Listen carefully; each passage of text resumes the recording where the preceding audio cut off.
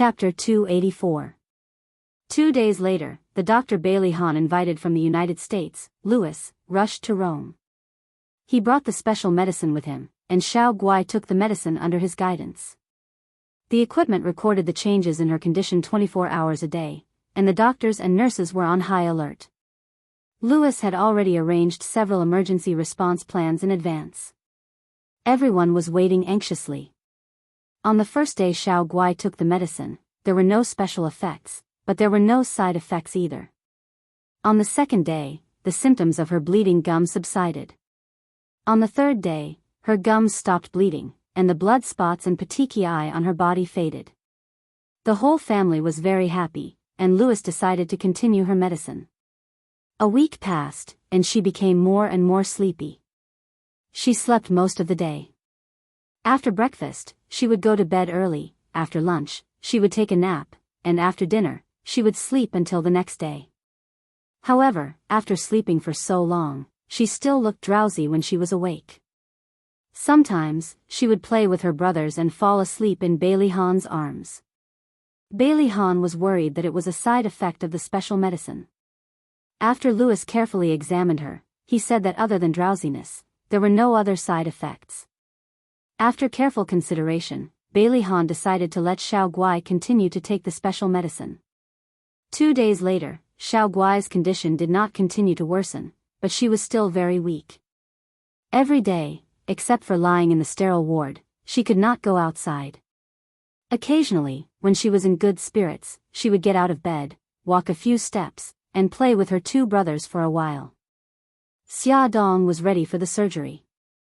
After the examination, Terence said, "Mrs. Bailey, based on your current condition, there is no need for a hysterectomy. You just need to remove the uterine fibroids when you have a C-section." Xia Dong said excitedly, "Really? That's great, Terence. Thank you very much." Bailey Hahn reached out and held Terence's hands tightly. "Thank you." At this moment, tears welled up in his eyes. Finally, they had overcome one obstacle, but there were still other obstacles that could be overcome. Coming out of the office, Bailey Hahn couldn't wait to hug Xia Dong and kiss her passionately. He didn't let go of her until her breathing became erratic. He pressed his chin against her neck and deeply breathed in her unique fragrance. His surging emotions couldn't calm down for a long time. The doctor set the time for the operation, which was 2 days later. During the video call with his family, Bailey Hahn relayed the news to them. They were all very nervous, but no one showed it. Everyone comforted them and prayed for them. That night, Mika Keto called. Xia, I heard from Holly that you and Xiao Guai are going to undergo surgery." Xia Dong grunted and pretended to be relaxed as she said, 2 days ago, Xiao Guai was still talking about you. You have to come and see her when you're free. The sound of the airport announcement came from the phone. Mika Keto chuckled softly. "I'm at the airport now. Xiao Guai will be able to see me tomorrow morning." Xia Dong was stunned for a moment. She was touched. "Brother Shen, you didn't have to rush over now." His voice was gentle. Xia, don't be afraid." She felt a lump in her throat. I am not afraid." He suddenly stopped in his tracks. Suzaku was walking behind Mika Keto. When she saw him stop, she also stopped in her tracks. She heard his gentle voice. "Yes, Xia is a brave girl. Of course, I'm not afraid." Suzaku was suddenly stunned. Many years ago, she was still a little girl who was afraid of thunder. One day, there was a thunderstorm and she hid in the closet. Everyone was looking for her like crazy. In the end, a little boy opened the closet and found her. She was afraid that he would laugh at her, so she preemptively said, "I'm playing hide and seek here. I'm not afraid." The little boy was surprised at first, but then he laughed and said, "I know you're a brave girl. You won't be afraid." "Suzaku," Mika Keto's deep and cold voice came from behind her. Suzaku snapped back to her senses and realized that Mika Keto had already ended the call. He was standing 4 or 5 meters away from her and looking back at her. She hurriedly caught up with him and said, "Sorry." His gaze was deep as he said calmly, "Is there something on your mind?" She was like a child who had been caught red-handed. She pursed her lips uncomfortably. "No." He looked at her with a clear gaze. "If you have any difficulties, you can tell me." In his eyes, she had always been calm and steady. He rarely saw her in a daze. But just now, with the crowd coming and going, she was like a puppet standing there in a daze. It made him feel very strange. She was slightly stunned and smiled. "No, thank you." He grunted in a low voice. "Okay. Let's go." Xia Dong hung up the phone and was a little lost. Bailey Han hugged her from behind and whispered, "Are you thinking about him?"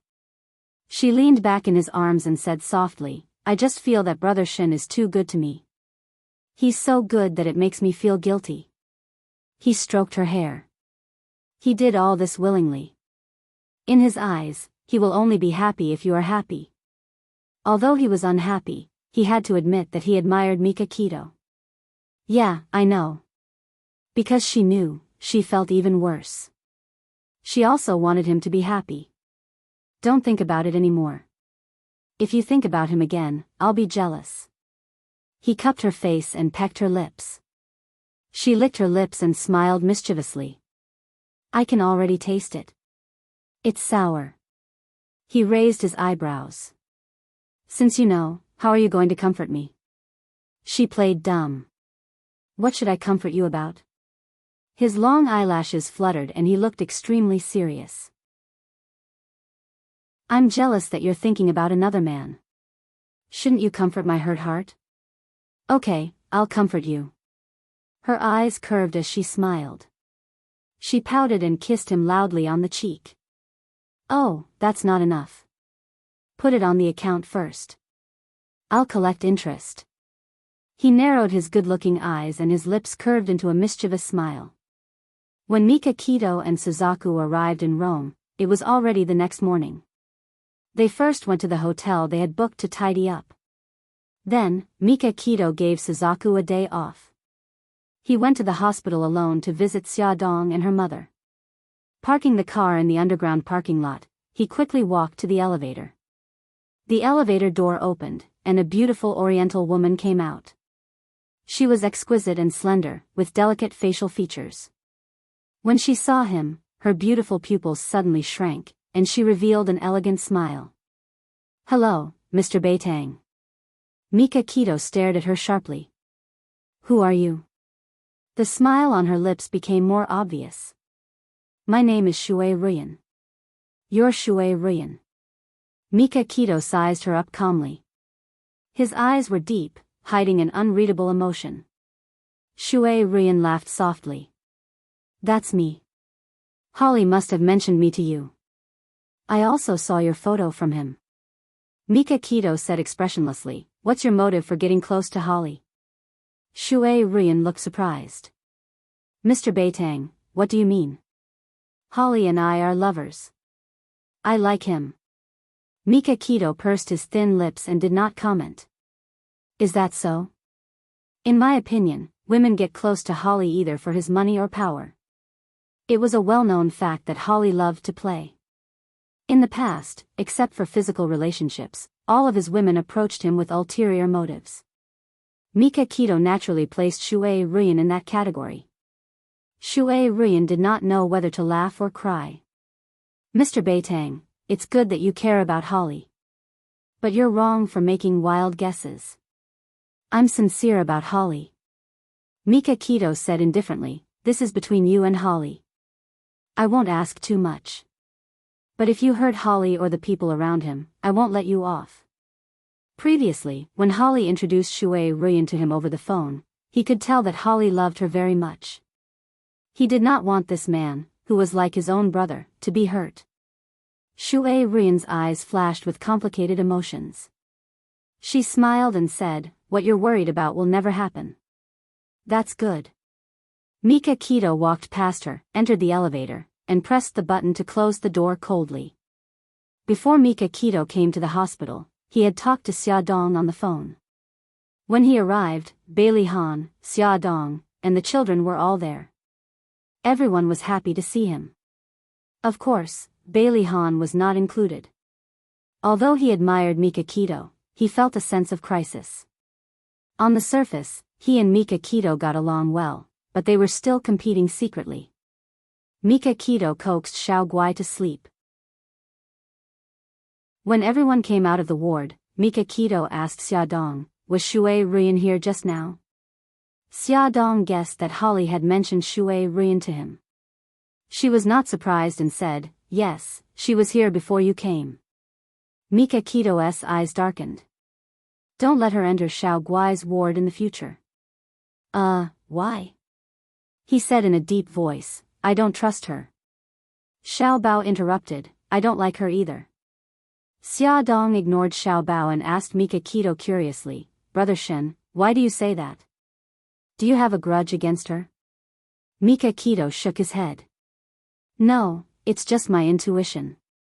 Xia Dong raised her eyebrows and thought of the reason why Bailey Han didn't like Shui Ruyan. She couldn't help but look up at him. The corners of his lips curled up, and his expression clearly said, "See, I'm not the only one who doesn't like Shui Ruyan." Xia Dong's mouth twitched. "Okay, I'll be more careful in the future." "Okay, that's right." Mika Keto patted Xia Dong's head naturally. Bailey Han's body immediately emitted a cold aura, and the temperature around him suddenly dropped below zero. His sharp eyes were like knives as he stared fiercely at Mika Keto. Mika Keto ignored him. Xia Dong's forehead was covered in cold sweat. She quickly laughed dryly and tilted her head to avoid Mika Keto's hand. Little Treasure and Little Wingsy looked at each other and giggled. Their father looked really cute when he was jealous. He looked like a cat with its fur standing on end.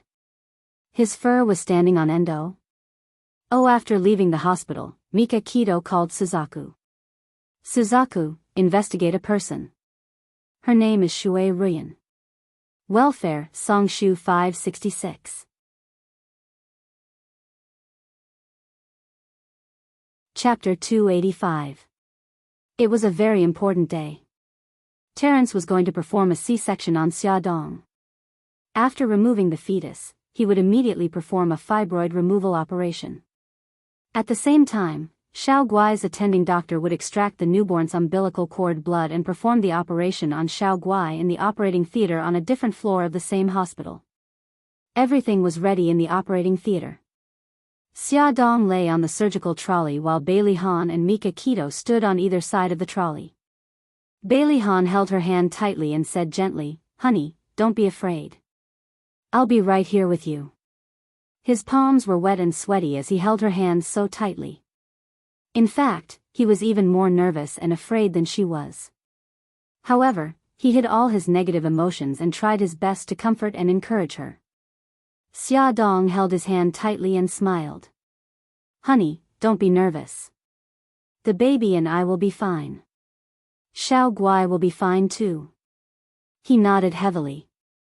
"Yes, you'll be fine." Xia Dong grinned and turned her head slowly to look at Mika Keto. Mika Keto stroked her sweat-soaked hair and said in a deep voice, Xia, don't worry. We're all here." "Yes, Brother Shen." "Thank you." She smiled at him gratefully. It was almost time. The nurse reminded them kindly, the patient should be pushed into the operating theater. "Please make way." Bailey Han and Mika Keto reluctantly let go of Xia Dong. They stood rooted to the ground and watched as the nurse pushed Xia Dong into the operating theater. The door to the operating theater slammed shut and their hearts skipped a beat. The two of them sat upright on the sofa and waited. Their faces were expressionless, but their palms were sweating. In the delivery room next to the operating room, there was a pregnant woman who gave birth naturally. Before Xia Dong entered the operating room, she had already been screaming. It had been an hour since Xia Dong had entered the operating room, but she still hadn't stopped screaming. Hearing this, Bailey Han and Bailey Han broke out in cold sweat.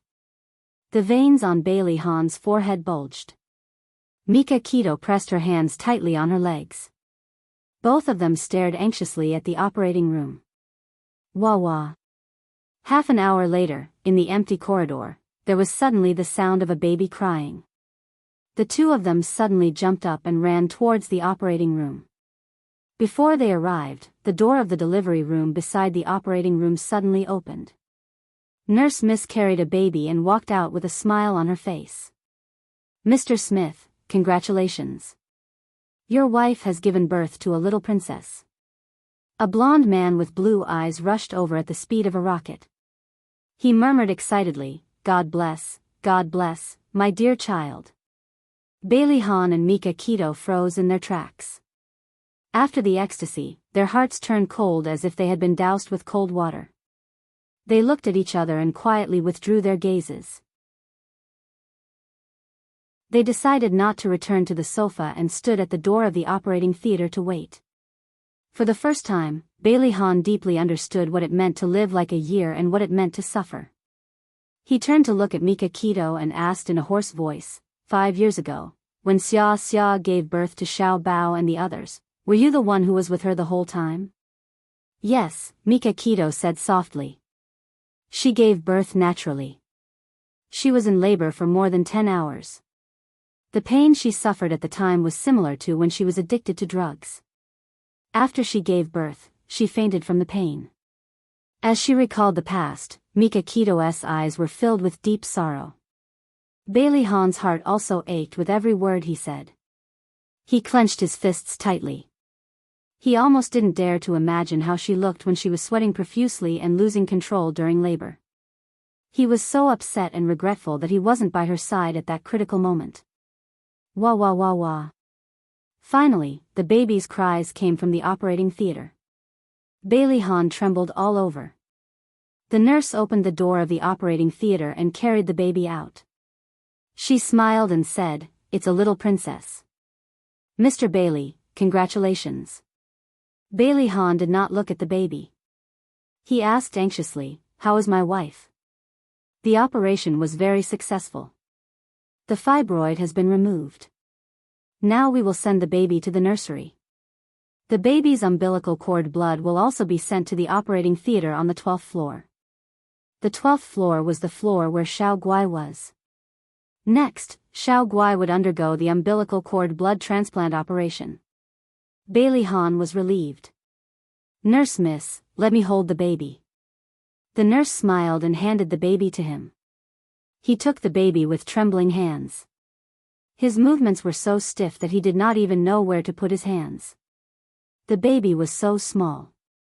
Her face was wrinkled, her skin was red, and her eyes were tightly shut. She looked very ugly. His heart was filled with this little guy. Bailey Hahn wanted to laugh, but he could not control the tears in his eyes. As a clean freak, he did not mind that the baby had just been taken out of the womb. He lowered his head and kissed the baby's little forehead. His voice was hoarse. "Baby, I'm daddy." Mika Keto also hugged the baby. Her mood was extremely complicated. The nurse took the baby to the nursery. Bailey Hahn watched her go reluctantly. The doctor was stitching up the wound in the operating theater. After more than half an hour, he let Bailey Hahn and the others in. He saw the bloody sheet in the nurse's hands and suddenly shivered. Xia Dong was still unconscious because of the anesthetic. Her face was as pale as paper. Bailey Hahn bent down and kissed her sweat-dampened forehead. He said hoarsely, "Honey, you've suffered." He suddenly turned his head and covered his face. His shoulders were trembling violently. Mika Keto looked at him, and then looked deeply at Xia Dong. She left the operating theater silently. Tears flowed down through his fingers. Bailey Hahn tried his best to control his emotions. After a few seconds, his rapidly heaving chest calmed down. He wiped away his tears, turned around, and held Xia Dong's hands tightly. After more than 10 minutes, the nurse pushed Xia Dong into the ward. Bailey Hahn refused the nurse's help. He got warm water and personally wiped her face. After covering her with the quilt, he kissed her forehead and asked the nurse to come in.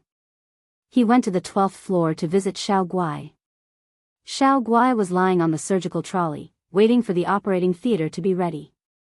Mika Kito's eyes were smiling. She said something softly to her. Her clear eyes were filled with surprise. She asked softly, "What happened next?" What happened next? It turned out that Mika Kito was telling her a fairy tale. Bailey Han smiled and walked over to them quickly. "Daddy." Xiao Guai's eyes lit up when she saw him.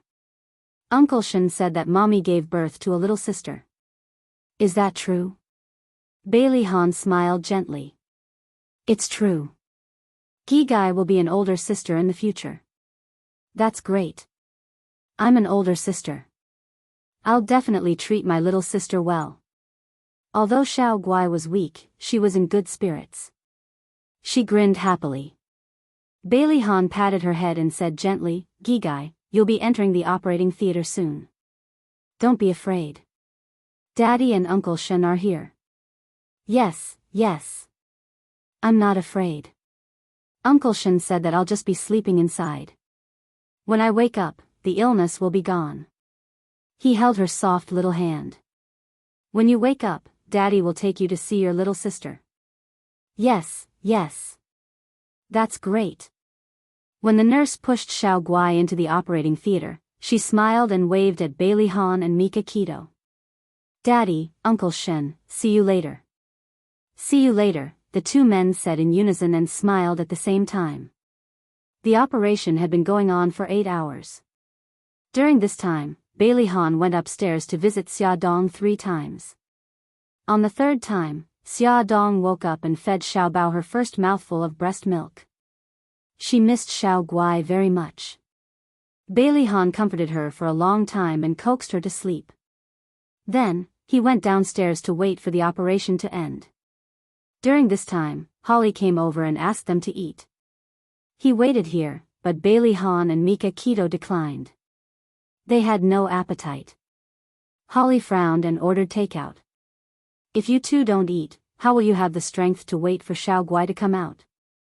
Don't wait for her to come out and collapse again. Quick, eat something.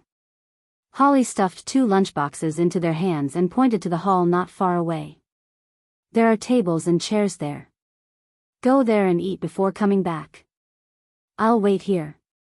They forced themselves to eat something. After waiting for more than 2 hours, the door of the operating theater finally opened. "Doctor, how is my daughter?" Bailey Han greeted him nervously. Mika Kito and Holly followed closely behind. The doctor took off his mask and smiled. "Don't worry. The patient's operation was very successful." "Thank you." The 3 of them thanked him profusely. The problem that had troubled them for a long time could finally be resolved. The nurse pushed Xiao Guai out of the operating theater. Bailey Han and the others followed her into the ward.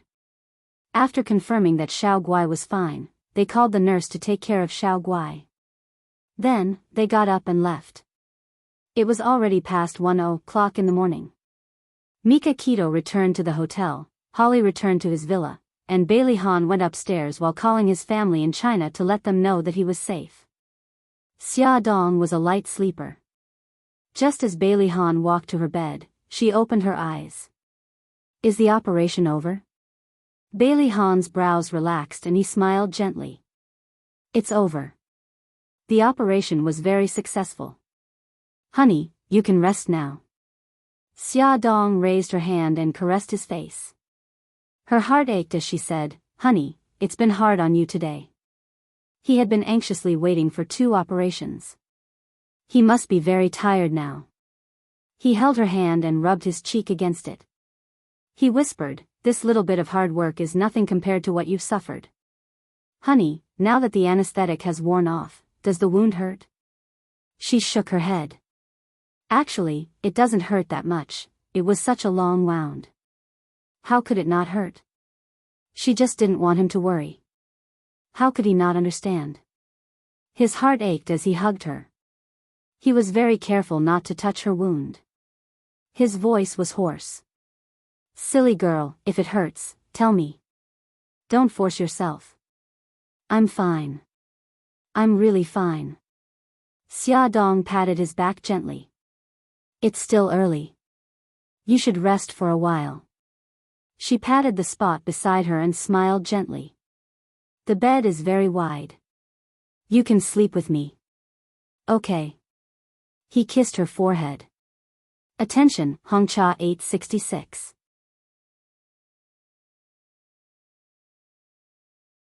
Chapter 286. Honey, you're awake. Do you feel uncomfortable anywhere? Xia Dong opened her eyes and saw Bailey Han's familiar face. His gaze was gentle, and his fingers were gently tidying her hair by her ears. She smiled. No, I'm much better now. He kissed her forehead. The doctor said that you can eat some semi-liquid food now. I asked Marlene to make cushion carp soup. It'll be sent over in 20 minutes. If you're hungry, bear with it for a while. Okay. She stared at his bloodshot eyes and caressed his clean-shaven chin. Her heart ached as she asked, You woke up very early? Why didn't you sleep a little longer? He chuckled softly. I can't sleep whenever I think about how we have a baby and how Xiao Guai's surgery was a success. Silly. She rubbed her face against his, feeling a little touched. He hugged her tightly and whispered, I've already gone downstairs to see Xiao Guai. She's sleeping very soundly. I've also gone to the nursery to see the baby, but there are too many Xiao Baos in there. It's too far away, so I couldn't find our daughter. Xia Dong smiled. We'll see her soon. The nurse will bring her over to breastfeed later. Xiao Yi and Xiao Bao are also clamoring to see the baby. They'll be coming over with Marlene. Okay. Bailey Han got out of bed and straightened his shirt. Honey, the doctor said that you can get out of bed and move around for 6 hours after the surgery to prevent the intestines from sticking together. I'll help you get out of bed and walk around. If you feel uncomfortable, you can tell me. Xia Dong nodded. With his help, she moved her legs and stood on the ground little by little. It was a simple movement, but it inevitably affected her wound. She gritted her teeth and endured it without crying out in pain. Does it hurt a lot? Can you endure it? Bailey Han held her waist and observed her expression nervously. She forced a smile. It hurts a little, but I can endure it. Come on, slow down. Let's walk a few steps less. Don't force yourself. Although Bailey Han felt sorry for her suffering, he still steeled his heart and helped her to continue walking. Otherwise, she would suffer even more if her intestines were to stick together or form a blood clot. He put her arm on his shoulder and let her center of gravity lean on him. This way, when she walked, the weight she had to bear would be greatly reduced, and the pain from the wound would also be reduced by a lot. After walking for more than 10 steps, he stopped. Honey, let's stop here for now. Let's rest for a while. We'll continue in a few hours. Xia Dong looked at the sofa in front of her. Hubby, let's go to the sofa. There are at least 15 more steps. Can you hold on? She smiled at him. I can. Trust me, I won't force myself. Okay. He held her arm tightly. Tell me if you feel uncomfortable. Okay. By the time he helped her to the sofa, her forehead was already covered in sweat. He helped her to sit on the sofa and got some hot water from the bathroom. He knelt in front of her on one knee and helped her wipe her cheeks. Then, he brought over a toothbrush and a toothbrush. The cup was filled with hot water and the toothbrush had already been squeezed with toothpaste. He placed the spittoon between her legs. Okay, you can brush your teeth now. His attentive care warmed her heart. After washing up, he bent down and carefully carried her back to the bed. After a while, Marlene brought over a bowl of cushion carp soup and 2 children. The children were very sensible. Knowing that their mommy had just finished surgery, they didn't make any noise at all and quietly lay by the bed. Bailey Han took the bowl of fish soup that Marlene had served and gently stirred it for a while. When the soup wasn't too hot, he scooped a spoonful and fed it to Xia Dong. After drinking the soup, Bailey Han wiped the corners of her mouth with a tissue. The nurse walked in with the baby in her arms. Mrs. Bailey, the baby is awake. You can feed the baby now. Okay, sorry to trouble you.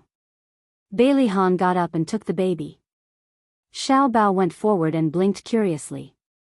Wow, is this a little girl? Why is she so wrinkled? She's so ugly. She doesn't look like us at all.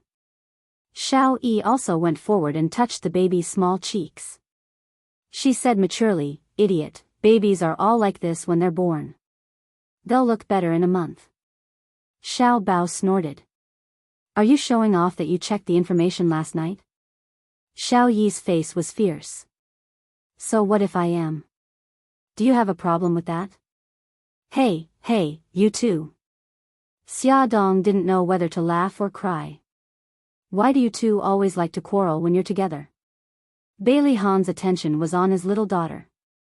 He raised his eyebrows carelessly. It's normal for boys to quarrel. Baby girl, you can't be like your brothers in the future. He gently swung his arms and coaxed his daughter. His movements looked very skillful and were completely different from the stiff posture he had last night. Xia Dong was very surprised. Honey, you seem to be very good at carrying the baby. Bailey Han proudly raised his eyebrows. Of course. Before you woke up this morning, I held the pillow and practiced for more than an hour. Xiao Yi and Xiao Bao burst into laughter.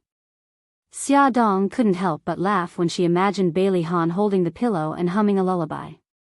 Bailey Han didn't realize that he was being mocked at all. He said calmly, Mother, the baby is hungry. Hurry up and feed her. Oh, okay. Honey, take Xiao Yi and Xiao Bao out first. Oh, she almost forgot that her daughter was still hungry. Bailey Han placed the baby in her arms, then patted Xiao Yi and Xiao Bao's heads. He held their little hands and walked out of the ward. The three of them sat on the sofa in the corridor. Xiao Bao's two short legs swung in front and back. Xiao Yi supported her head with one hand and had a serious expression on her face. It was as if she was thinking about some philosophy of life. Xiao Yi suddenly turned her head. She puffed up her cheeks and looked seriously at Bailey Han. Daddy, has the little sister been named? Xiao Bao leaned over and blinked her beautiful eyes. You're called Bailey Yi, I'm called Bailey Bao. Gigai is called Bailey Guai, and the little sister is called Bailey Bei, okay? Xiao Yi bluntly rejected his suggestion. Bei Bei? It doesn't sound nice. It's like a puppy's name. Xiao Bao said unhappily, Hey, what do you mean? Are you discriminating against my and Gigai's names? The name Bei Bei is obviously based on my and Gigai's names. Xiao Yi raised her chin. If it doesn't sound nice, then it doesn't sound nice. Why would I lie and say it sounds nice? Bailey Han was a little speechless. He raised his hand and knocked on the two brats' foreheads. Lower your voices. This is the hospital.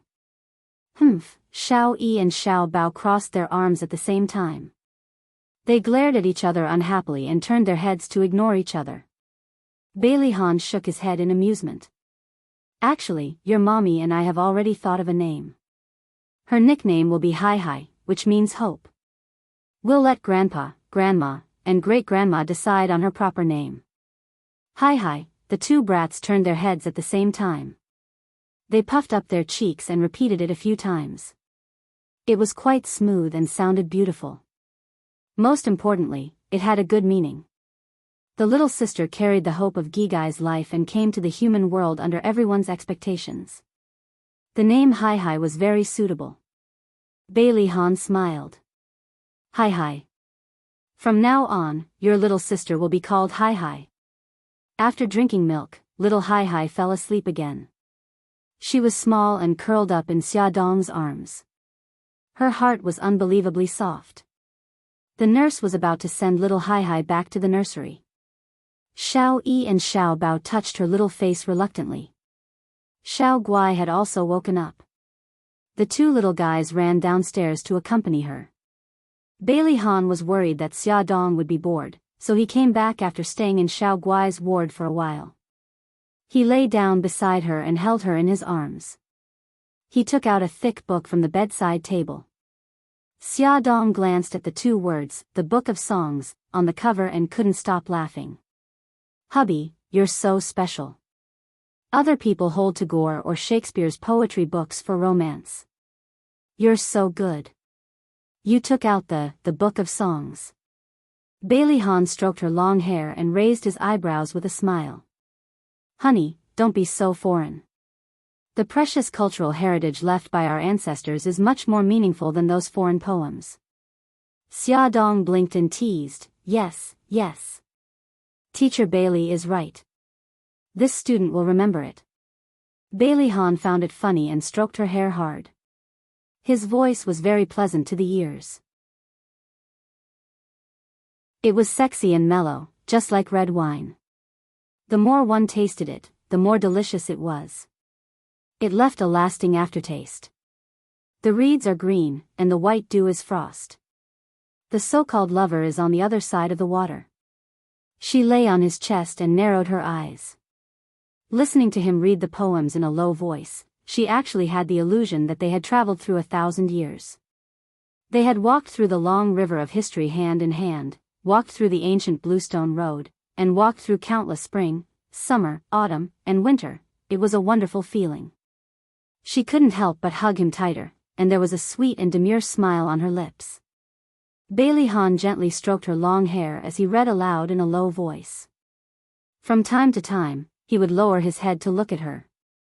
When he saw that she had closed her eyes and was sleeping peacefully with a smile on her face, he lowered his voice and read another 2 poems. Only when he heard her steady breathing did he gently close the book and put it aside. He pulled the blanket over her and looked at her sleeping face. He gently stroked her hair, and his heart was calm and satisfied. This was his wife who had given birth to his children. This was his wife who would accompany him for the rest of his life. Life was like this, so what was there to be dissatisfied with? Xia Dong slept for about an hour. When she woke up, she found herself still in Bailey Han's embrace. Looking up, she saw that he had already fallen into a deep sleep. Looking at the faint green under his eyes, she felt pity for him. He had worked hard the whole day yesterday and only slept for 4 to 5 hours last night. How could he not be tired? She knew that he was a light sleeper, so even if she woke up, she didn't move. She was afraid of waking him up. She quietly lay on her stomach and stared at his handsome face. The more she looked, the more she felt that he was really good-looking. Oh, God, she was really infatuated. Knock knock. Suddenly, there was a knock on the door. Xia Dong frowned and looked up again. Bailey Han had indeed been woken up. He smiled, stroked her head, and said loudly, "Come in." Ahan, Xia Xia. The person who opened the door and walked in was actually Bai Jinxiu. She was even dragging a suitcase in her hand. Attention, Xinwu 799.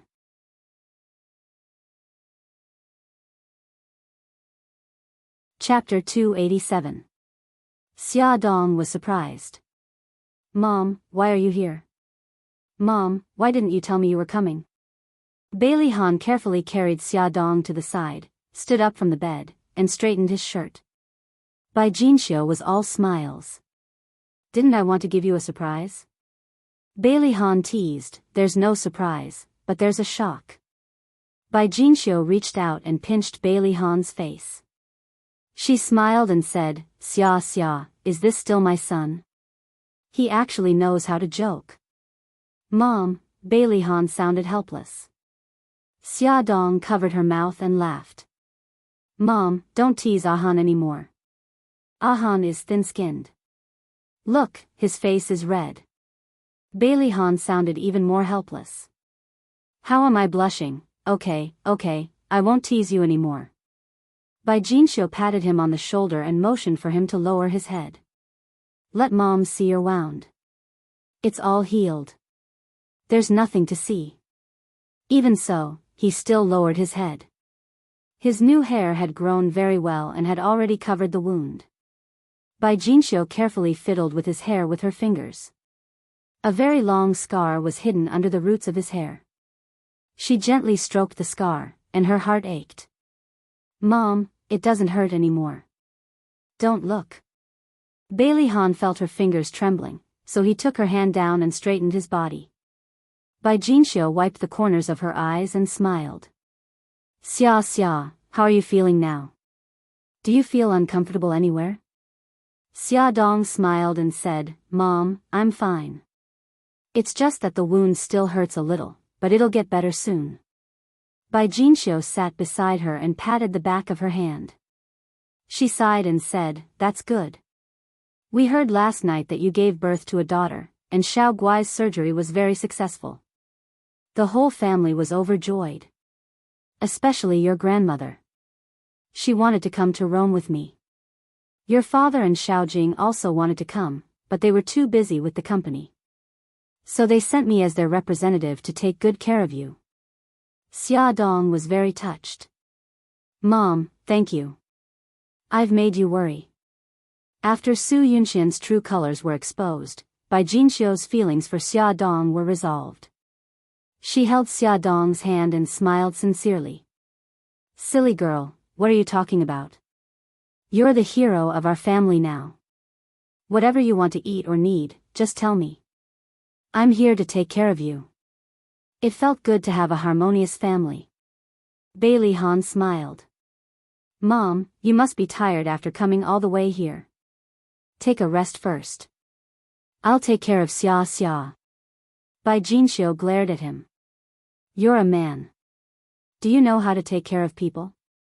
For the first time, Bailey Han showed an aggrieved expression. Mom, ask Xia Xia if I'm taking good care of her. Xia Dong snickered. Mom, Ahan is very good at taking care of people. He's taking good care of me. Bai Jinxiu looked at Bailey Han in surprise. She realized that her son's personality had changed a lot since he came to Rome. He was no longer the cold-faced person he used to be. She naturally attributed his change to Xia Dong, and she liked Xia Dong even more. Bai Jinxiu's smile deepened. She sighed and said, Mom is relieved to see that you two are so close. Husband and wife should be like this. Care for each other, understand each other, and support each other. At the end, her eyes were a little red. Bailey Han's thin lips were tightly pursed. After a long silence, he asked slowly, Mom, are you and Dad okay? Bai Jinxiu wiped the corners of her eyes and forced a smile. He's changed a lot since he came back from Rome. He rarely goes to that woman's place and treats me well. But after all, it's been so many years. It's impossible for him not to contact me at all. Xia Dong did not know how to comfort her. After all, it was not appropriate for her to intervene in the problems between her father-in-law and mother-in-law. She quietly poked Bailey Han's arm. He pursed his lips, took a tissue, and handed it to Bai Jinxiu. He said in a deep voice, Mom, one day, Dad will understand what's most important to him. Give him some time. Bai Jinxiu took the tissue and wiped the corners of her eyes. She murmured, Anyway, it's been so many years. I don't care anymore. She realized that it was not good to talk about this in front of her daughter-in-law and son. She coughed and smiled. Which ward is Xiao Guai in? I'll go and see her. Mom, I'll go with you. Bailey Han stroked Xia Dong's hair. Honey, take a rest. Okay. Mom, don't book a hotel. Just stay at our house. Ahan, send Mom's luggage home later. He smiled. Don't worry. I'll arrange it. Bai Jinxiu's suitcase was temporarily placed in Xia Dong's ward. Bailey Han accompanied her downstairs to see Xiao Guai. The three children were very happy to see Bai Jinxiu. Bai Jinxiu hugged them one by one and kissed Xiao Guai's little face. She took out the gift Bailey Jing gave her from her handbag. It was a very cute Barbie doll, but Xiao Guai couldn't play with it directly. It needed to be sterilized before she could give it to her. Because after the surgery, her body was very weak and her immunity was relatively poor. She had to strictly control her contact with the outside world. Xia Dong's body recovered very quickly under the careful care of Bai Jinxiu and Bailey Han. 2 days later, her wound rarely hurt and she could walk on the ground freely. Under Xiao Guai's strong request, she and Bailey Han even carried Hai to her ward. The family was finally reunited, although it was in the ward. Bailey Han deliberately took a picture of this scene with his camera as a souvenir. Many things could happen in a week. For example, Xia Dong's wound had healed and she could be discharged from the hospital. For example, Shui Ruyan had gained Tomac's trust and often visited the castle with Holly. They even visited Xiao Guai in the hospital several times. Every time Shui Ruyan entered Xiao Guai's ward, Xia Dong would follow Mika Kito's instructions and pay attention to her movements. However, she didn't find anything unusual, so she gradually let down her guard. Another example was Xiao Guai's recovery after the surgery. The doctor said that she could be discharged after 2 more months of observation and would come to the hospital regularly for checkups. When Xia Dong was discharged from the hospital, Mika Kito happened to have something to deal with and couldn't come to visit her. Bailey Han took her back to the villa. The thing she wanted to do the most was to wash herself properly. During her stay in the hospital, she was worried that her wound would get infected, so she could only wipe her body with a towel. She felt dirty all over and was extremely uncomfortable. Bai Jinxiu specially boiled a pot of ginger water, saying that it was better for pregnant women to wash their hair with it. Bailey Han washed her hair with the ginger water. His fingers skillfully rubbed her hair and even used his exclusive massage technique to massage her scalp. She was so comfortable that she almost fell asleep. When she was bathing, she wanted to do it herself, but Bailey Han insisted on helping her. He said that he was worried that her wound would be affected. When he said this, Bai Jinxiu was beside him. Xia Dong blushed and coughed uncomfortably. Bai Jinxiu acted as if she didn't hear anything. She smiled and said, "I should go to the hospital to accompany Xiao Guai." Xia, after your bath, rest for a while. Remember to drink the chicken soup I simmered in the kitchen. Xia Dong hurriedly said, "Okay, Mom. Be careful on the road." Bai Jinxiu carried the food box out of the door. Inside was the chicken soup for Xiao Guai. After she walked out of the living room door, her lips curled into a smile. "Okay, honey, let's go in and take a bath." Bailey Han suddenly bent down and picked her up. She hurriedly hugged his neck. "I can walk by myself. Gigai, be good. Don't move." He coaxed her as if he was coaxing a child. In the bathroom, facing his deep gaze, her cheeks flushed red. She was too embarrassed to take off her clothes in front of him. He smirked, his fingers skillfully landing on her back as he whispered, "Wifey, close your eyes." She muttered softly, "I should be the one saying that." He smiled deeply. "I'm not the one who's shy right now." "Okay." She closed her eyes, resigned to her fate. Although she couldn't see, her senses were especially sensitive. She could clearly feel his fingers gently pulling down her zipper and peeling off the long dress from her body. The bathroom was already filled with steam, so she didn't feel cold at all. However, when her skin was completely exposed, she couldn't help but shiver and instinctively covered her abdomen. "Honey, don't cover it. Let me take a look." His broad palm wrapped around her fingers. Her eyelashes fluttered and she said nervously, "No, it's too ugly. It's not ugly. It's not ugly at all." Bailey Han squatted down in front of her and slowly moved her fingers away. A scar suddenly entered his line of sight. The scar was light pink, which was the appearance of a healing wound. He stared at the scar and felt a little jealous. Suddenly, he pressed his lips against it. Her body stiffened and she opened her eyes abruptly. "No, hubby, it's too dirty." He acted as if he didn't hear her and used the tip of his tongue to gently lick the scar. Tears welled up in her eyes and her vision blurred. She didn't know when, but he had already stood up and gently wiped away the tears at the corner of her eyes. He chuckled and said, "Silly girl, why are you crying?" Before he could finish speaking, she suddenly hooked her arms around his neck and kissed him hard on the lips. Her nimble tongue slid into his mouth and the two of them kissed tightly together. She felt something pushing against her waist.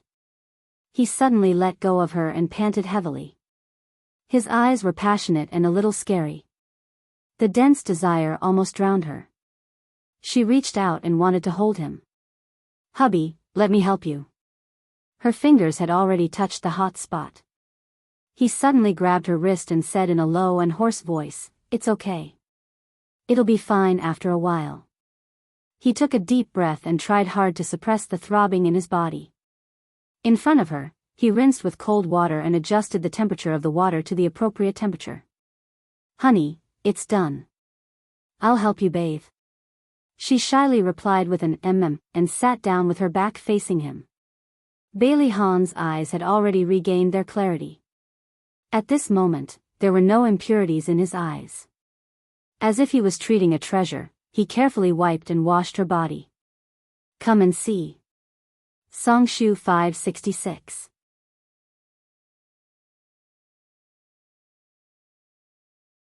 Chapter 288. Late at night, in the study of the Dark Knight Castle. Tomac swirled the red wine in his hand and glanced at Mika Keto sitting opposite him. "Shen, have you thought about the matter I mentioned to you last time?"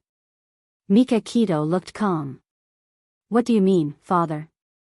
Tomac put the wine glass on the table. "The inheritance of the Dark Knight family." Mika Keto looked serious. "Father, I can't do that." "Why?" "Holly has changed a lot in the past 2 years. He has matured a lot and can take charge of things independently. You should hand over the Dark Knight family to him." Tomac said slowly. 2 years ago, I did say that if Holly could change, would consider handing over the family to him. But I'm not satisfied with what he has done in the past 2 years. Mika Keto pursed her lips. "I don't understand. I thought he had done a good job." Tomac shook his head and stood up. He walked to the desk and took out a book with a black cover from the drawer. He handed the book to Mika Keto and looked angry. "Look at this book." Beitangshan took the book and opened it to the first page. On the first page, there were 2 big words written in Italian, "Account Book." As he flipped to the back, he saw that every line was transaction information. The things recorded in the account book shocked him. He flipped through the account book without changing his expression and slowly raised his head. "You suspect Holly of corruption?" Tomac sneered. "It's not a suspicion. This is the evidence of Holly's corruption."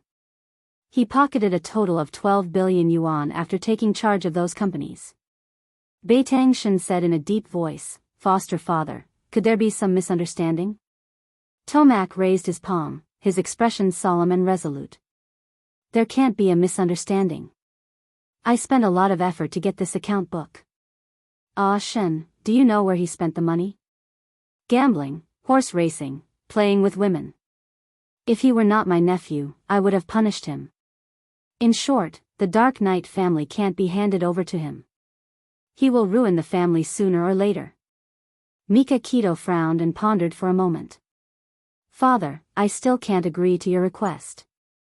After all, I'm an outsider. If I inherit the family, I can't convince the public and there will be misunderstandings between Holly and me. You're still healthy. Why don't you give Holly 2 years to change his bad habits?" Tomac shook his head. "Ah Shen, there's an old saying in China. It's easy to change mountains and rivers, but it's hard to change one's nature. It's very difficult for Holly to change his bad habits. When I was still alive, he was already so brazenly greedy. After I die, who knows what he'll do? I'm still worried about handing the family over to him." Mika Keto frowned and pondered for a long time. "Father, do you think it's feasible? Holly will inherit the family and I'll help him for 3 years. After 3 years, if he doesn't change his bad habits, I'll inherit the family. If he's willing to turn over a new leaf, he'll continue to inherit the family."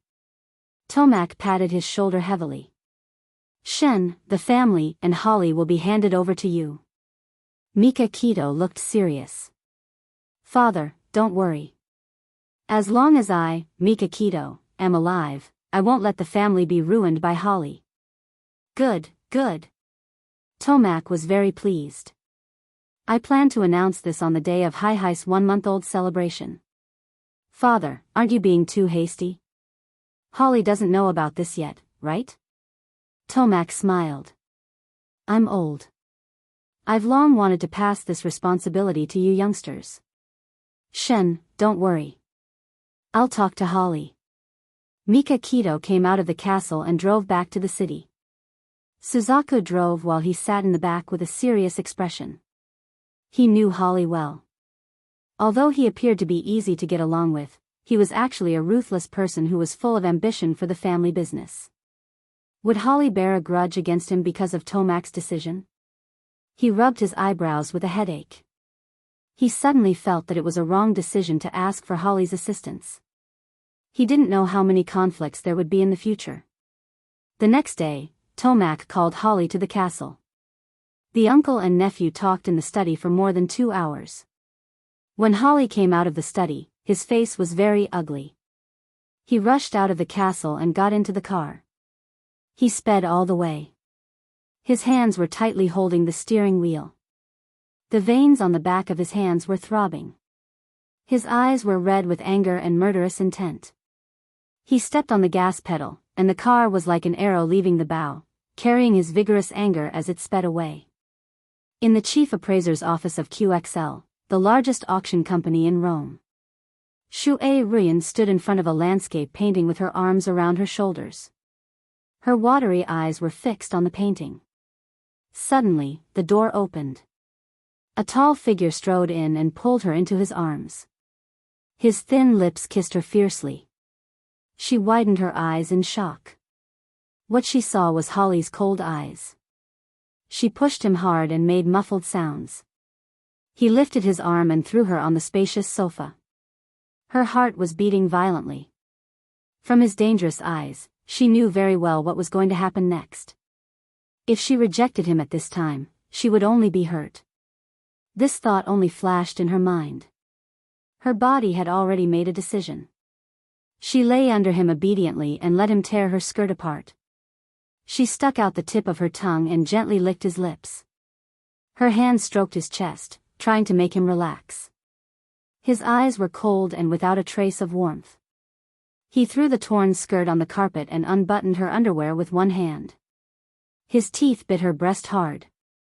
She groaned in pain and said softly, "Darling, be gentle." He didn't loosen his grip, but his stiff muscles relaxed a lot under her hands. Her soft hands landed on his belt and took off his pants for him. At the same time, he also took off her lace underwear, which was the only thing covering her body. He parted her legs and penetrated her fiercely. She bit his shoulder in pain. He sprinted with all his might, but she didn't feel any pleasure at all. It was so painful that she felt like her body was about to be torn apart. She groaned, her beautiful eyes misting over as she looked at him weakly and pitifully. "Darling, be gentler." Under her gentle call, he gradually came back to his senses.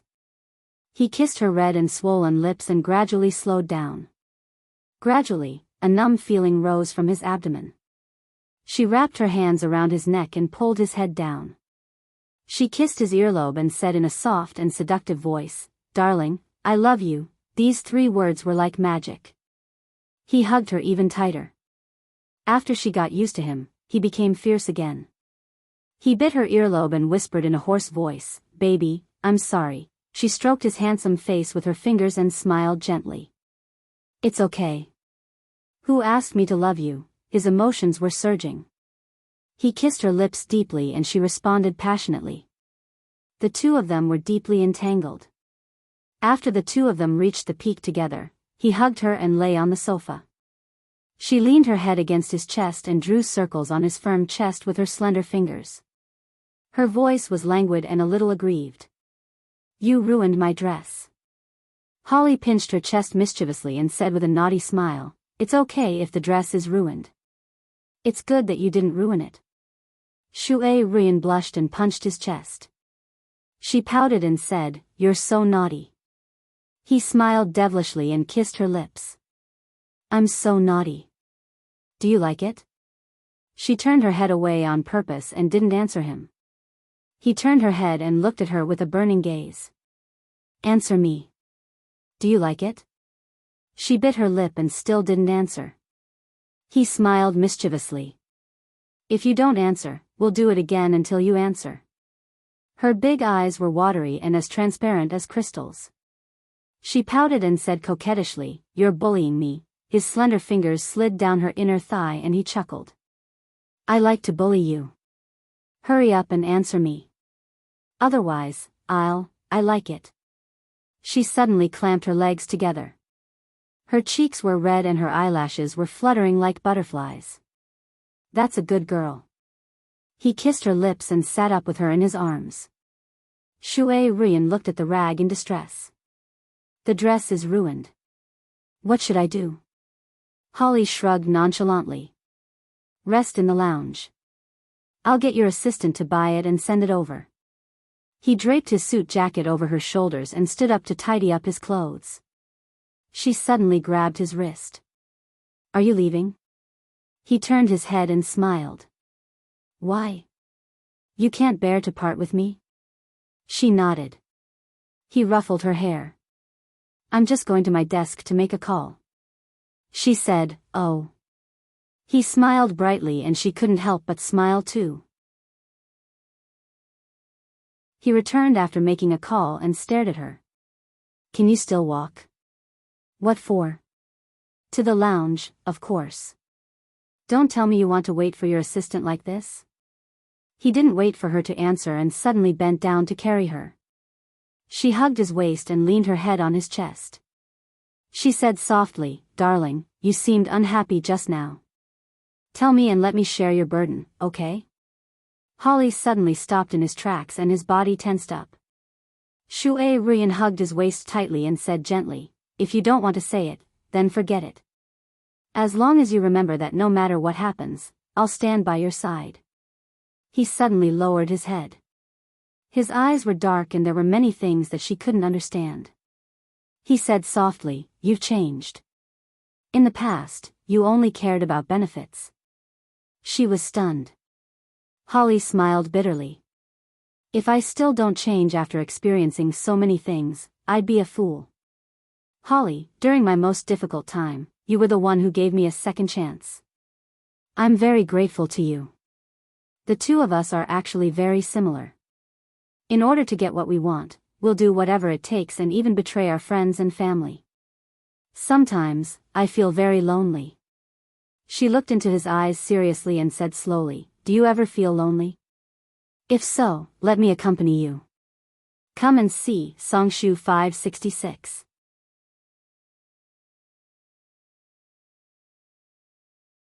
Chapter 289.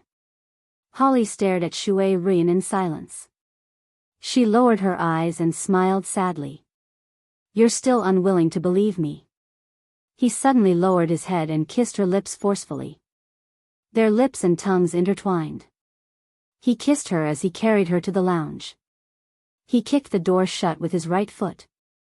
In the resting room, there was a very comfortable bed. He placed her on it and leaned his body on top of her. Unlike the rough and violent kiss just now, this time, he kissed her very gently. His hands teased her sensitive areas. She gasped for breath and gradually softened in his arms. Both of them were sweating profusely when they heard the assistant knocking on the door. Miss Shui, I've bought the clothes. Should I send them in now? Shui Ruian was nervous and instinctively clamped her legs together. This action made Holly so comfortable that he almost ejaculated. Sweat flowed down from his hair and fell on her pink breasts. He looked extremely lewd. She grabbed his arm nervously. Darling, what should we do? Idiot. She doesn't dare to come in. She'll leave if she doesn't hear a response. He didn't stop and continued to attack her. He even hit a certain part of her body. She almost screamed out loud and quickly bit her lips. The assistant knocked on the door again. Miss Shui? Shui Ruian's eyes were watery and charming. She was panting and hesitating if she should make a sound. After that, she didn't hear the assistant knocking on the door. He probably really left. She heaved a sigh of relief. Her expression pleased him. He smiled wickedly and moved faster. In the end, he hugged her tightly. A warm current poured into her body and she came out with him. He hugged her and said in a sexy and husky voice, "Uncle called me to the castle today." She looked up at him and didn't say anything. She just listened quietly. He continued. "He said that I still have many shortcomings and can't inherit the family. He gave me 3 years to turn over a new leaf with Mikakito's help. He also said that if I don't have the ability to inherit the family after 3 years, he will strip me of my inheritance and hand over the family to Mikakito." She hugged him tightly, silently comforting him. Hatred flashed in his eyes. Mikakito. Ever since the old man took him in as his adopted son, I have become useless in his eyes.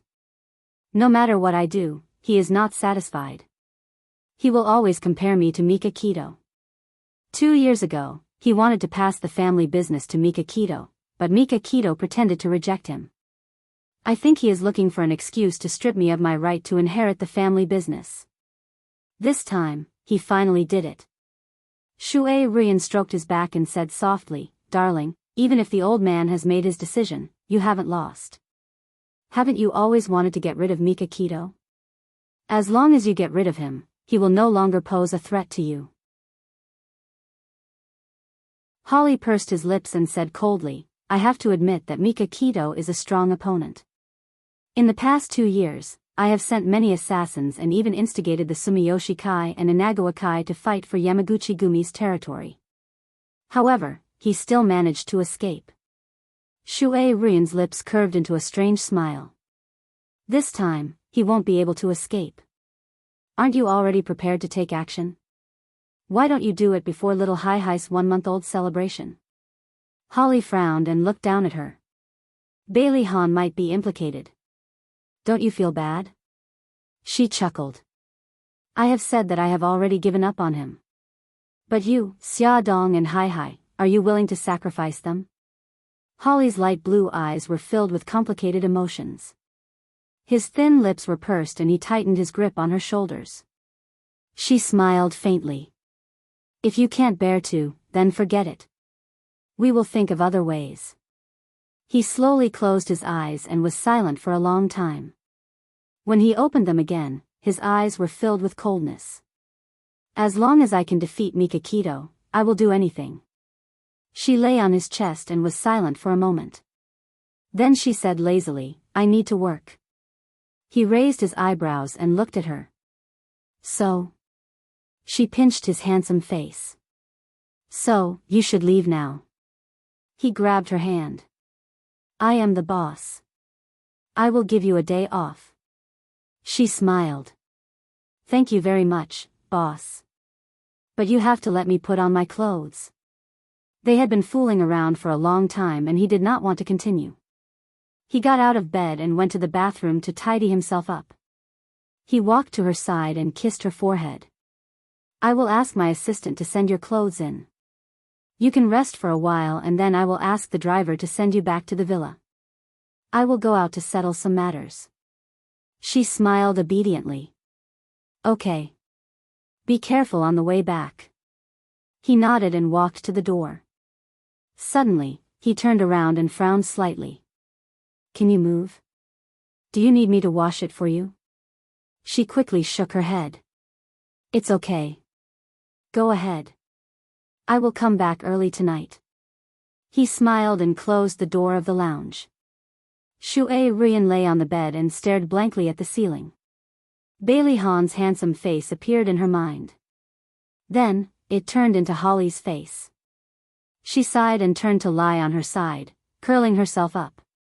"Knock, knock." Her assistant's sweet voice rang out. "Miss Shui, I have placed the dress in the office. Is there anything else you need?" Shui Rian said indifferently, "There is nothing else. You can go out first." "Okay." After her assistant left, she slowly got up and went to the office to retrieve the dress. Then, she took a quick shower and changed into the new dress. It was a very fitting dress. The corners of her lips slowly curled up.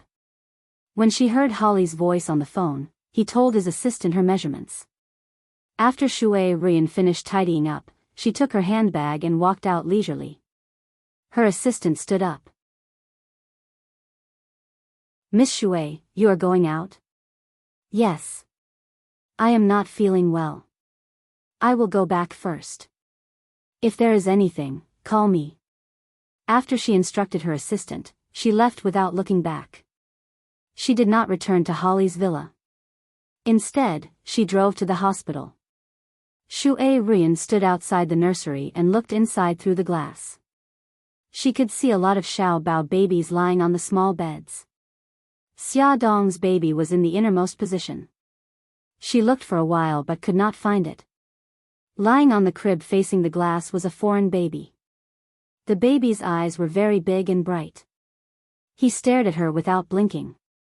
His little mouth moved slightly as if he was very curious. Shui Ruian smiled and waved at the baby. The little guy's eyes opened wider. His little mouth opened slightly and his hands danced as if he was responding to her. The smile on her lips became even more brilliant. The little guy danced for a while and suddenly grinned. The angel-like pure smile made Shui Ruian suddenly shocked. An idea suddenly popped up in her mind. Perhaps, having a child was not bad. But in the next second, the smile on her face froze. She slowly withdrew her hand, turned around and walked forward indifferently. If it were not for that woman, she would have already had her own baby. She would have even become the mistress of the family. She would not be like now, clinging to a man to live. Every time she got closer to her, Shui Ruian's hatred deepened, and she hated herself even more. Tomac discussed with Xia Dong and her husband to hold a grand full moon party for Hai Hai. Bailey Han did not want to bother him. But Tomac said that he still had an important matter to announce. Bailey Han also agreed. Because Hai Hai was born prematurely, her body was thin and weak. So, she stayed in the hospital for more than 20 days in an incubator. It was not until a few days before the full moon party that her physical condition improved and met the standards to be discharged. There were many luxury cars parked in the hospital's underground parking lot. The most eye-catching ones were a red Ferrari and a black Rolls-Royce. They belonged to Mika Keto and Bailey Han respectively. Today was the day that Xia Dong and the others picked up Hai Hai from the hospital. Mika Keto happened to be free, so she came with them. A black Audi slowly drove into the blind spot of the surveillance camera. After making sure that there was no one around, a pistol suddenly popped out of the window and smashed the surveillance camera. The door opened and a man in black clothes and a black mask came out. He was carrying a black bag in his hand and strode toward the Ferrari. He lowered his body and suddenly got under the Ferrari. He took out some tools from the bag and fiddled with the car. A few minutes later, he got up from the bottom of the car and walked toward the Rolls-Royce 10 meters away. He did the same thing for a while. Before the hospital security arrived, the man in the mask had jumped into the Audi and quickly fled. Mika Keto and Xia Dong went downstairs together with Suzaku behind them. After saying goodbye, Mika Keto and Suzaku went to the Ferrari. Bailey Han opened the car door with Hai Hai in his arms. Xia Dong sat in the front passenger seat and took the child. Bailey Han got into the driver's seat. After starting the car, he heard a strange sound coming from the car. He stepped on the accelerator, but the car did not move. Xia Dong turned around and asked, "What's wrong?" "It's broken down. Let's get out of the car first and find a tow truck to send it to the 4S store. We'll take a taxi back." Mika Keto sat in the back seat with her eyes closed.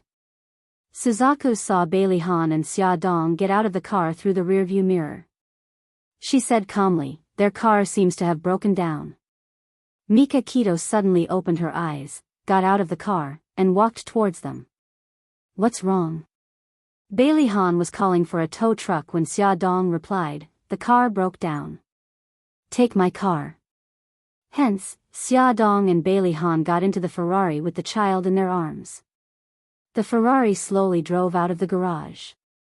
After driving for 2 streets, they saw Xiaodong's villa. Suzaku stepped on the brakes and suddenly realized that the brakes had broken down. The villa was right in front of them, but Suzaku had no intention of stopping the car. Xiaodong looked at Suzaku in the rearview mirror in surprise and reminded her, "Suzaku, we're here." Suzaku said calmly, "The brakes have broken down." Attention, Songshu 566.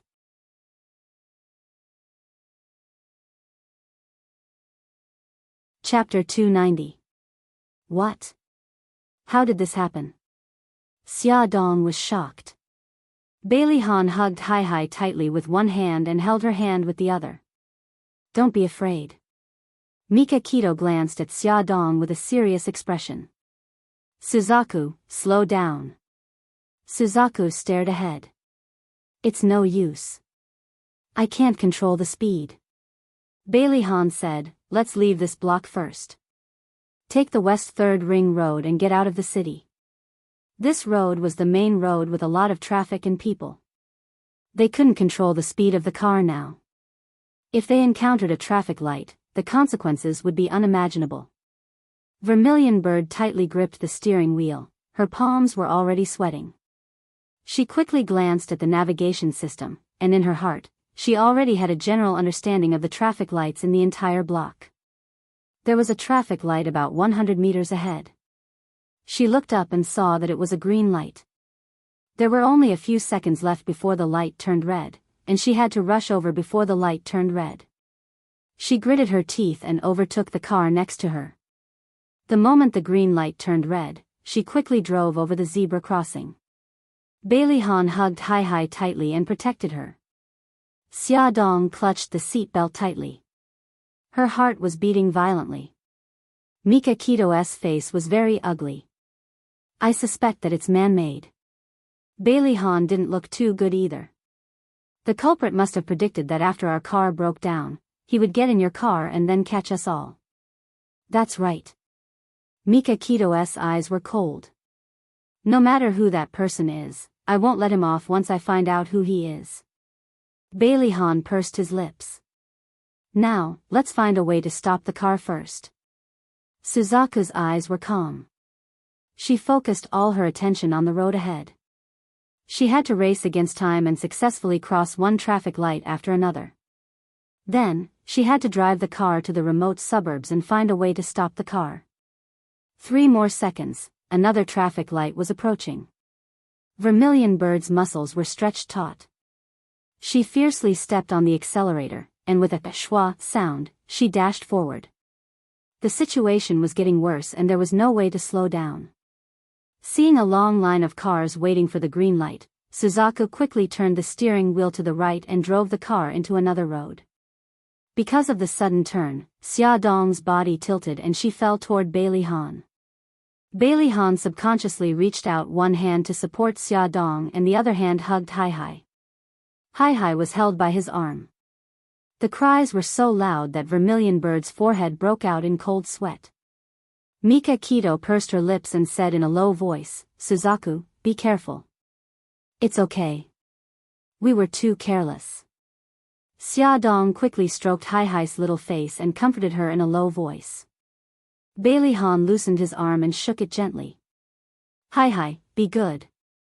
Don't cry." Mika Kito frowned and pondered for a moment.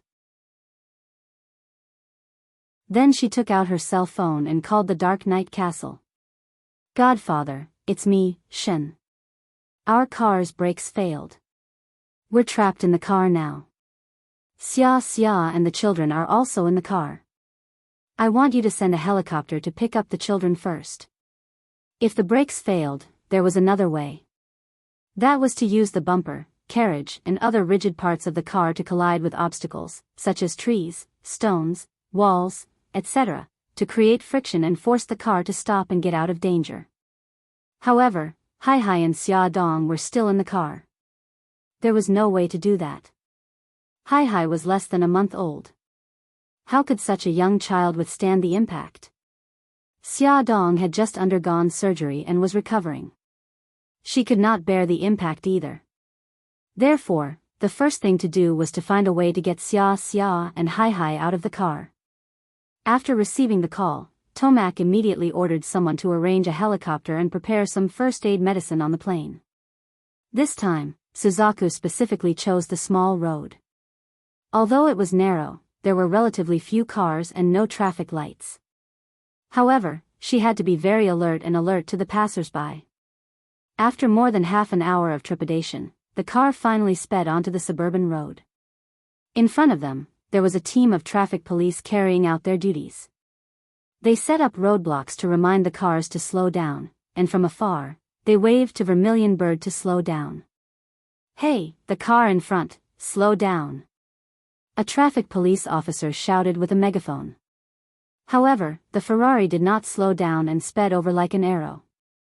Seeing the car getting closer and closer, the traffic police officer was so shocked that he broke out in a cold sweat. He quickly dodged to the side.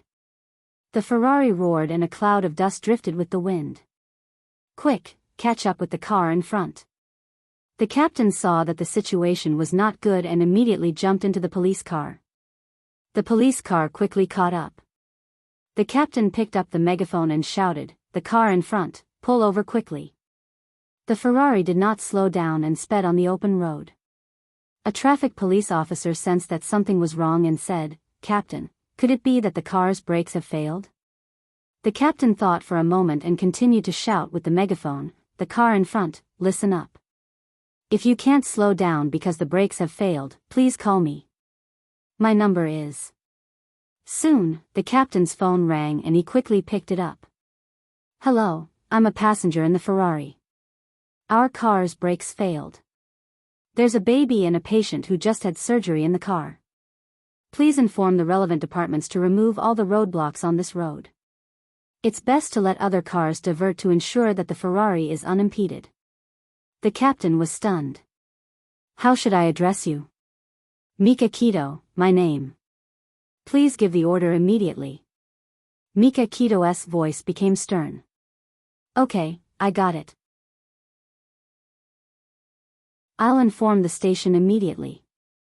After the captain ended the call, he immediately reported what had happened to his superior.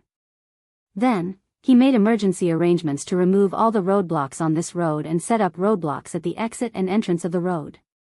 He also informed everyone to change lanes. The Ferrari drove further and further away on the outskirts of the city. A helicopter suddenly flew in their direction and roared in midair. Andrew, who had once protected Xia Dong, was sitting in the pilot's seat. He was fully armed and wore an avionics headset. He contacted Mika Kido through the microphone. "Young Master Shen, this is Andrew. Please drive the car to a spacious area. I'll drop down a rope ladder to bring Miss and Miss Hi up." Bailey Han suddenly felt a little lucky that they were in Mika Kido's Ferrari. This car was a convertible. After opening the roof, it would be easier for the people in the car to climb up the rope ladder. Bailey Han asked, "Do you have a rope?" Suzaku said, "Yes, it's in the glove compartment next to the passenger seat." Mika Kido, who was sitting in the passenger seat, opened the glove compartment. Sure enough, she found a ball of rope inside. It was about the thickness of a grain of rice and was very strong. This was the rope that Suzaku used to jump on roofs and walls. At the end of the rope, there was a claw-like iron hook that could grab anything to fix the rope. Mika Kido handed the rope to Bailey Han. Bailey Han tied Hi tightly to Xia Dong's chest and said, "Honey, take Hi and leave first later. Don't be afraid. We'll help you down there." Xia Dong looked down at Hi, who was sleeping soundly on her chest. She gritted her teeth and nodded firmly. "Okay, I can do it." For her daughter, she had to do it. She grabbed Bailey Han's hand nervously. "Honey, you have to be careful too." Bailey Han smiled reassuringly. "We will." Suzaku suddenly said, "There's a pair of gloves and a pair of goggles in the glove compartment. Miss Xia, please put them on. They can protect your hands and eyes." The gloves were very thin. After putting them on, there was no obstruction at all. At the same time, they could protect Xia Dong's hands very well. According to Suzaku, the gloves were made of python skin. The roof of the convertible slowly opened. Bailey Han unfastened his seatbelt and helped Xia Dong stand steadily. Because the car was moving too fast and the strong wind was blowing, Xia Dong did not feel much with the goggles on, but Bailey Han could barely open his eyes. He could only stand with his back facing the direction of the wind. Andrew looked for an opportunity to get closer to the Ferrari, but this section of the road was a mountain road and kept turning. After driving through an empty section of the road, before they could connect, there was another turn. Xia Dong and Bailey Han had no way to grab the rope ladder. Andrew, what should we do? There's no way we can get close to the car. Ahu, who was sitting in the co-pilot's seat, was sweating profusely. Andrew gritted his teeth, his eyes shining with determination. Don't worry. Pay attention to the ground and be ready to connect at any time. There's a bridge 10 kilometers ahead. Under the bridge is a river. If the car tries to crash at the bridge, it might crash into the river. Just in case, ask for speedboat support. Ahu, contact the castle immediately. Understood. Ahu picked up the communicator and contacted the castle. On the ground, Suzaku had also noticed the bridge and river marked on the GPS. She calculated in her mind. If they could crash at the bridge before they crossed it, even if the car could not stop, they still had a way out, and that was to jump into the river. The three of them were very skilled and knew how to swim. If there was someone to help them under the bridge, they would definitely be able to survive. However, the premise was that Xia Dong and the child had to be sent out first. Suzaku briefly mentioned her idea. Mika Kito and Bailey Han did not have any objections. Xia Dong nervously grabbed Bailey Han's hand. Hubby, brother Shen, Suzaku, nothing must happen to you. Bailey Han held her shoulders tightly and said in a deep voice, Don't worry, we will be fine. Honey, after you grab the rope ladder, you must be careful. Beitang Shen smiled and said, Xia, I'm glad that I taught you self-defense 4 years ago. With your skills, I'm sure you'll be able to hold on to the rope ladder. Believe in yourself and believe in us. We still have to hold a 1-month-old celebration for Cece. Suzaku's gaze was still fixed in front, but the corners of her lips curled up.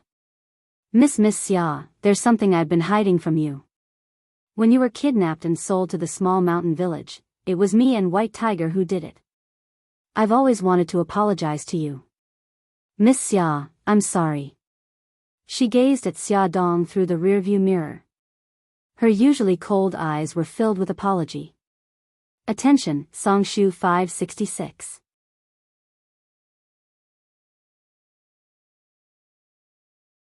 Chapter 291. Xia Dong smiled slowly. I know. I've known for a long time. Suzaku looked surprised.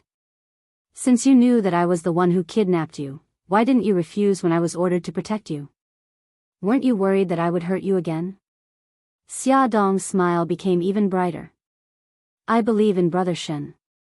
Since Brother Shen asked you to protect me, he must think that you are trustworthy. Suzaku, I've never hated you. The vermilion bird was taken aback. Her eyes were filled with complex emotions. Xia Dong smiled and turned around. She waited with Bailey Han for the rope ladder to get closer to the Ferrari. Even if there was only a very, very small chance, she couldn't give up. Mika Kito's phone suddenly rang. It was the captain of the police car behind them. He sounded very anxious. Mr. Beitang, the bridge 9 kilometers ahead is under construction. Cars can't pass through. You have to stop the car before you reach the bridge. Mika Kito pursed her lips and said in a low voice, Officer, please contact the traffic police for backup. Okay, no problem. Mika Kito hung up the phone and said in a low voice, the bridge in front is not open to traffic. We have to stop the car before we cross the bridge. They were getting closer to the bridge, but the helicopter couldn't get close to the Ferrari. Everyone's hearts were in their mouths. Mika Kito clenched her fists tightly. Bailey Han stared at the helicopter hovering in the air with a gloomy expression. His right hand, which was resting on Xia Dong's waist, was already sweating. The bridge had already appeared in front of everyone. It had been broken into 2 sections, and there were still workers working on the bridge. They finally understood why cars couldn't pass through the bridge. Especially when looking down from the plane, the thrill of the broken bridge and the depth of the river made Ahu so nervous that he broke out in a cold sweat. "Oh no, we're almost at the bridge. We must hurry." Andrew gritted his teeth.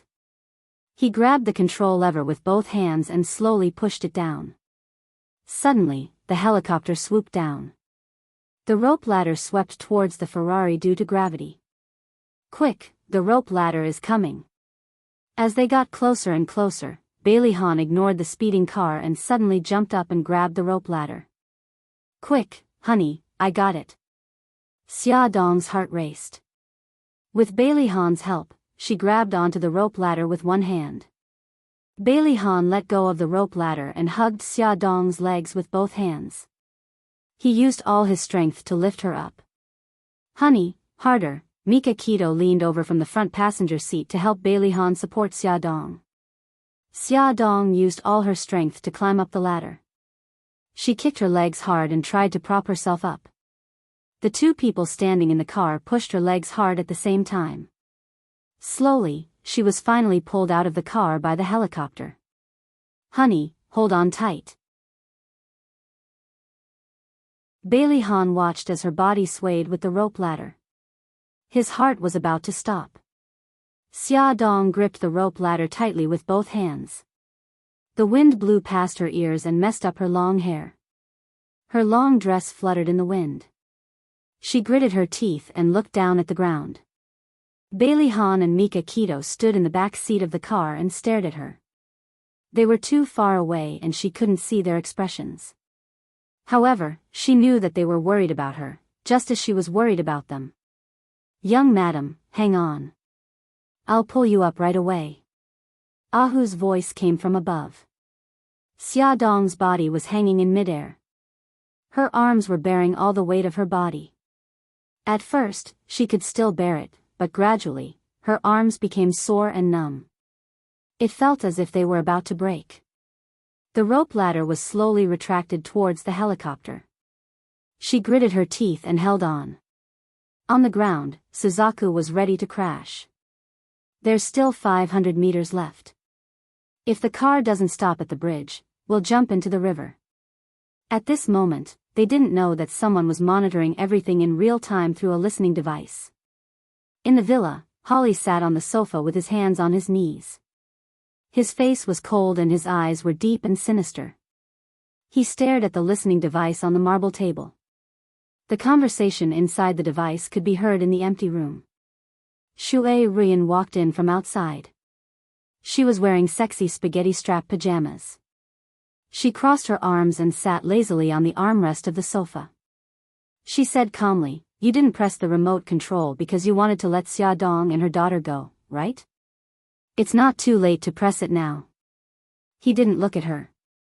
He took out a remote control the size of an MP3 player from his pocket and pressed the red button on it. Shui Ruyan shrugged. "You heard it too. They're ready to crash. They might be able to escape." Holly sneered. "The car will explode in 30 seconds. They won't be able to escape." Under the Ferrari, the time bomb had been activated. It made a very soft beeping sound. The roar of the car covered the sound of the time bomb timer. No one realized that death was very close to them. The car was getting closer to the bridge. It was about 200 meters away. The timer under the car showed that there were only 20 seconds left. Suzaku aimed at the bridge and stepped on the accelerator. The car rushed towards the bridge. Just as they were about to reach the stone tablet at the bridge, her heart skipped a beat. She felt that something bad was about to happen. She suddenly shouted, "Whether the car stops after the crash or not, we'll jump into the river." If the car hit the bridge, she and Mika Keto would be the first to bear the brunt of the impact. They would be in the most danger. If they jumped into the river the moment the car hit the bridge, their chances of survival would be higher. This thought flashed through the minds of the 3 of them. 10 seconds, 8 seconds, 5 seconds, the car hit the bridge. Jump. Suzaku suddenly unbuckled her seatbelt and jumped into the river. At the same time, Mika Kito and Bailey Han jumped out without hesitation. The moment the three figures jumped out of the car, there was a loud boom as the Ferrari exploded. Flames shot out in all directions, and a strong airflow pressed down on the three of them, pushing them far away. The speed of their fall also increased. Plop. Plop. The three of them fell into the river one after another. At this moment, Xia Dong was still hanging in midair. However, she was very close to the cabin door. She saw the car explode and the scene of the three of them jumping into the river. Tears gushed out of her eyes. She grabbed the rope ladder tightly and screamed, "Hubby!" Brother Shen, Ahu was so anxious that he was sweating profusely. "Young madam, don't be agitated. The rescue team is on the way. Please come up first." When Xia Dong heard Ahu's voice, her panicked heart calmed down a little. She stared at the river. Sure enough, there was a speedboat speeding toward the place where the three of them fell. Behind the speedboat was a speedboat marked "Police." The water traffic police had also arrived. "Quick, over here, you guys, go over there." The Castle of the Night and the water traffic police jumped into the river at the same time to search for Bailey Han and the other two. I see them. They're over there." Someone pointed in a direction and shouted. A head popped out of the water and slowly swam toward the speedboat. "The second one, the third one, they're all out. They're all alive. That's great. Harry, drive the speedboat closer." The rescue team cheered excitedly. The two pilots steered the speedboat closer to Bailey Han and the other two. A few rescue team members had already rushed over. They formed teams of two and carried the three of them toward the speedboat. "Brady, hurry up and pull young Master Shen up." Two rescue team members lifted Mika Kito's body. Soon, Bailey Han and Suzaku were also rescued. The people in the helicopter also heaved a sigh of relief. Ahu stood at the cabin door and shouted, "Young madam, young master, and the others have been rescued. Give me your hand. I'll pull you up." Xia Dong's anxious heart finally settled back into her chest.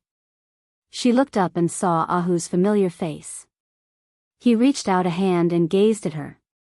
Just one more step, and she and Hai would have been safe. However, her hands had been holding on for so long that they were numb. She tried to free one hand to grab Ahu's hand, but she couldn't do it. She was worried that if she freed one hand, her other hand wouldn't be able to hold on before she could grab Ahu. "No, Ahu, I can't hold on any longer."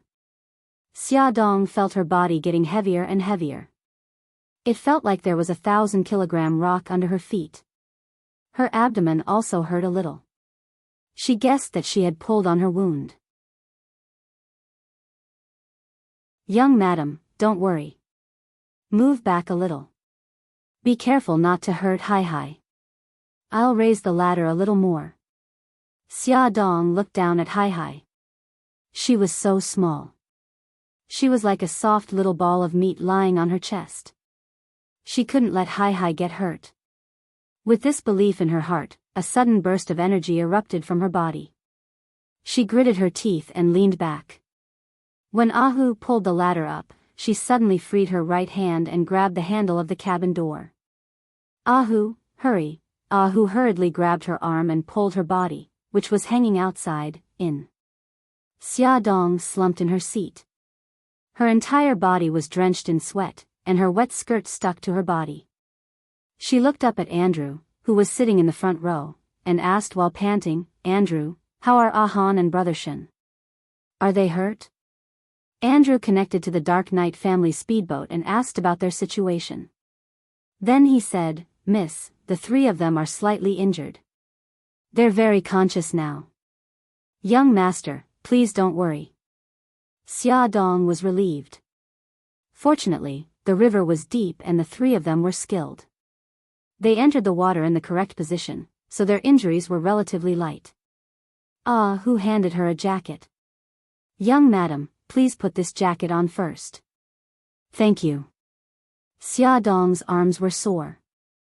The simple act of taking the jacket was difficult. With trembling fingers, she untied Hai from her chest and put on the jacket. Hai's sleep was disturbed. Her tightly shut eyes moved and her little hands clenched. It seemed like she was about to wake up.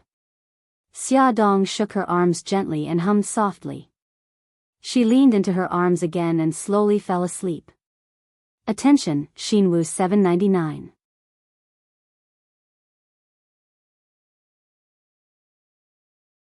Chapter 292. Bailey Han and the other two leaned against the side of the speedboat. Bailey Han's arms and legs were slightly scratched, Mika Kito's ears were ringing, and her arms were also slightly scratched. Suzaku's back was injured by the airflow during the explosion, and a palm-sized burn was inflicted. Fortunately, it wasn't serious. The accompanying doctors on the speedboat had already given them emergency treatment. The speedboat sailed on the river, getting further and further away from the bridge. The Ferrari was still burning at the bridgehead, and police cars had already arrived to put out the fire. Bailey Han stared coldly at the burnt car and said in a deep voice, "There was a bomb installed on the car." Mika Kito glanced at Suzaku. If Suzaku hadn't suggested to jump into the water, we would have been killed by the explosion. Suzaku said indifferently, "I'm curious why the bomb only exploded when it hit the bridgehead." Bailey Han frowned and said in a deep voice, "There are two possibilities. One is the activation method of the bomb. If the bomb is controlled by sound, it will only explode when the decibel reaches a certain level. The vibration caused by the collision caused the sound to reach a critical point, so the bomb exploded. The other possibility is that it was a time bomb. The other possibility is that the other party had already set the time, and the bomb would naturally explode when the time was up. It has been 1.5 hours since we left the garage. If we had escaped the car before the explosion, wouldn't the other party's scheme have failed? I feel that we have overlooked something." Mika Kito frowned. Bailey Han's eyes were cold and murderous. "No matter what, I will find the mastermind behind this and make him pay the price."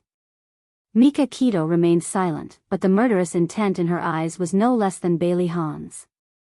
On the other side, after Holly heard Vermilion Bird shout, "Jump," he only heard a huge explosion sound, and after that, there was no other sound. He didn't know whether Beitang Shen and the other two were dead or not. His face was cold, and he was a little irritable. Shui Rian pursed her lips. "Darling, don't worry. There will be news soon." The helicopter landed on the private helipad of the castle. Tomac, who had rushed over after hearing the news, was waiting in front of the helicopter. Ahu carried Hai and walked down first. Xia Dong slowly walked down the helicopter with Andrew's help. Xia, are you okay?" Tomac asked with concern. Xia Dong approached him and joked, "Godfather, I'm fine. It's just that my arms are so sore that I don't even have the strength to carry Hai. It's good that you're fine. You little girl, you scared this old man to death." Tomac was all smiles as he took Hai from Ahu's arms. "It's okay if you can't carry Hai. You still have me, your god-grandfather." Hai had woken up at some point. She stared curiously at the old man with a white beard in front of her with her big, beautiful eyes. Her little mouth moved a little, and she looked extremely adorable. Tomac laughed heartily and caressed her pink little face. Hi baby, do you want to say hello to Grandpa?" His smile infected Hai. She opened her little mouth and revealed a beautiful smile. Tomac was so excited that his beard twitched. "Look, Hai is smiling at me. Aya, this little girl is so lovable." In less than an hour, Bailey Han and the other two were also sent back to the castle. They had already changed their clothes on the speedboat, and their injuries had also been treated, so they didn't look disheveled. Instead, they looked as dignified and calm as usual. In the study, Bailey Han and Mika Kito said in unison, "Godfather." Tomac looked serious. "You've worked hard. What do you think about what happened today?" Mika Kito said, "The other party not only damaged the brakes, but also installed a bomb in the car. He wanted to kill us. I suspect that it was done by other families, but I don't have any evidence.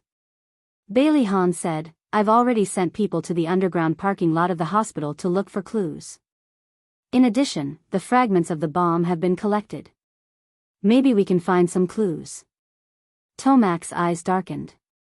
He tapped his fingers on the armrest of the chair and said in a deep voice, ever since I took over Barit's forces, there are still some dissidents who have been secretly operating. Ah Shen, send someone to investigate their movements. Mika Keto responded. Something suddenly flashed through his mind, but when he thought about it carefully, he couldn't grasp it. Coming out of the study, he had been silent the whole time. Walking side by side with Bailey Han in the corridor, he suddenly stopped in his tracks, and a strange light flashed through his deep eyes. Bailey Han stopped and turned to look at him. What's the matter? Mika Keto didn't want to say much, but when he saw the serious look on Bailey Han's face, he said slowly, you know about how I dealt with Godfather and Su Yunxian some time ago in China, right? It was a standard statement. He didn't doubt Bailey Han's well-informed sources at all. Bailey Han said in a low voice, I've heard about it.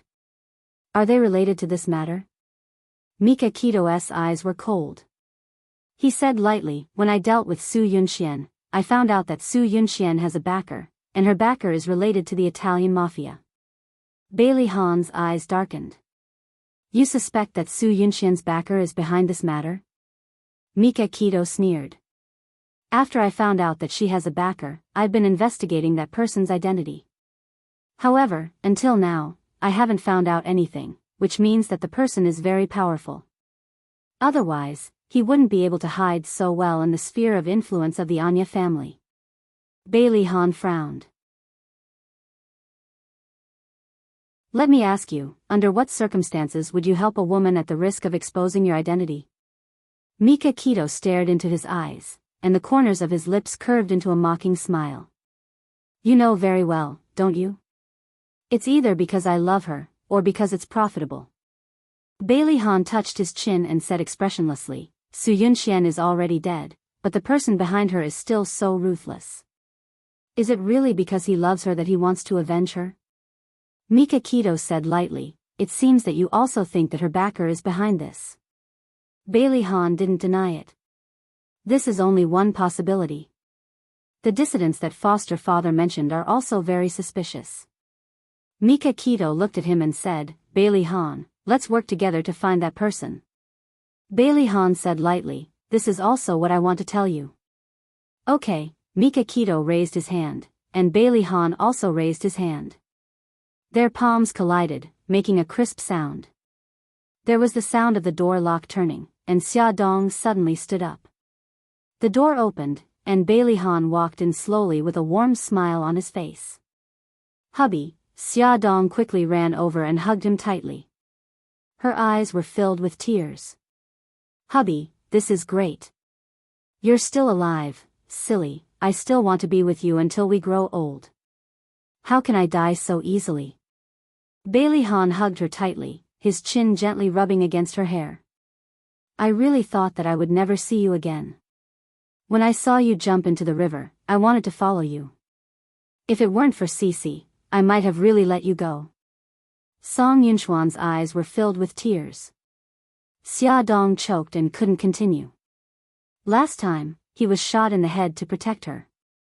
She had already suffered a lot. This time, when she saw the car explode and they jump into the river, there was only one thought in her mind. If he died, she didn't want to live anymore. Xia Dong, look at me. I won't allow you to think like that. Bailey Han suddenly held her face, forcing her to look directly into his eyes. His face was covered with frost. Ever since they got married, this was the first time he called her by her full name. This was also the first time he showed such an angry expression. Even if I really die, I won't allow you to die with me. You have to live well and raise our child. His sexy thin lips were tightly pursed, and he said word by word, moreover, I won't mind if you remarry. If you're not happy, I won't be at ease even if I die. He held her shoulders tightly. Of course, even if you remarry, you can't forget me. You have to hide me in your heart. Do you understand? Xia Dong's face was full of tears. Silly, how can I bear to let you die with me? My Xia Xia is a strong girl. Even without me, she can live well. Bailey Han's voice softened. He wiped away the tears on her face, and the tenderness in his eyes almost drowned her. Don't say any more, don't say any more. Xia Dong suddenly threw herself into his arms and burst into tears. She clenched her fists and hit his back. You jerk, why are you talking about death? We're not going to die. We're going to grow old together. Bailey Han hugged her tightly. Yes, we'll definitely grow old together. Silly girl, don't cry. Xia Dong cried out all the fear and panic that she had just suffered. She felt much better and gradually stopped sobbing.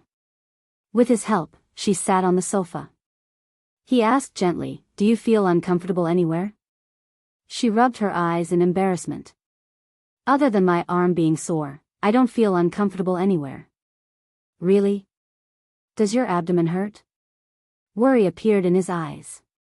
His palm landed gently on her abdomen, where the surgery was. She hesitated for a moment and said, it hurt a little at first, but it's fine now. No, you have to check it. If it's a wound in your uterus, it'll be serious. He picked her up without any explanation. She was caught off guard and quickly hugged his waist. Hubby, what are you doing? I'm taking you to the hospital for a checkup. I'm really fine. How about you? Are your injuries serious? Hurry up and put me down. I only have superficial wounds. There's no problem at all. Gigai, don't move. Bailey Han patted her but lightly. Be good. Hey, put me down. There are so many people, don't make a fuss. Be good. They didn't see anything. The servants, led by the butler, lowered their heads silently. We really didn't see anything. Welfare, Songshu 566.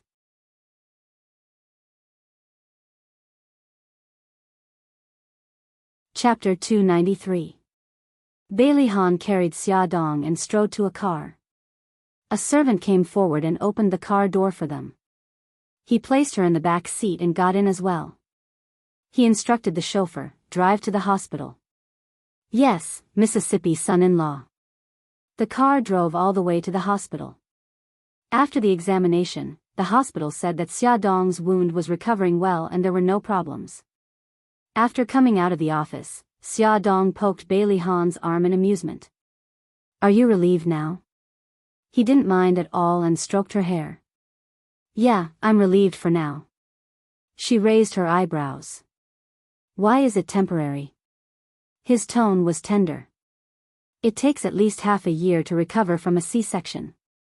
On the surface, it looks like you've recovered, but in reality, the damage to your uterus will take a long time to recover.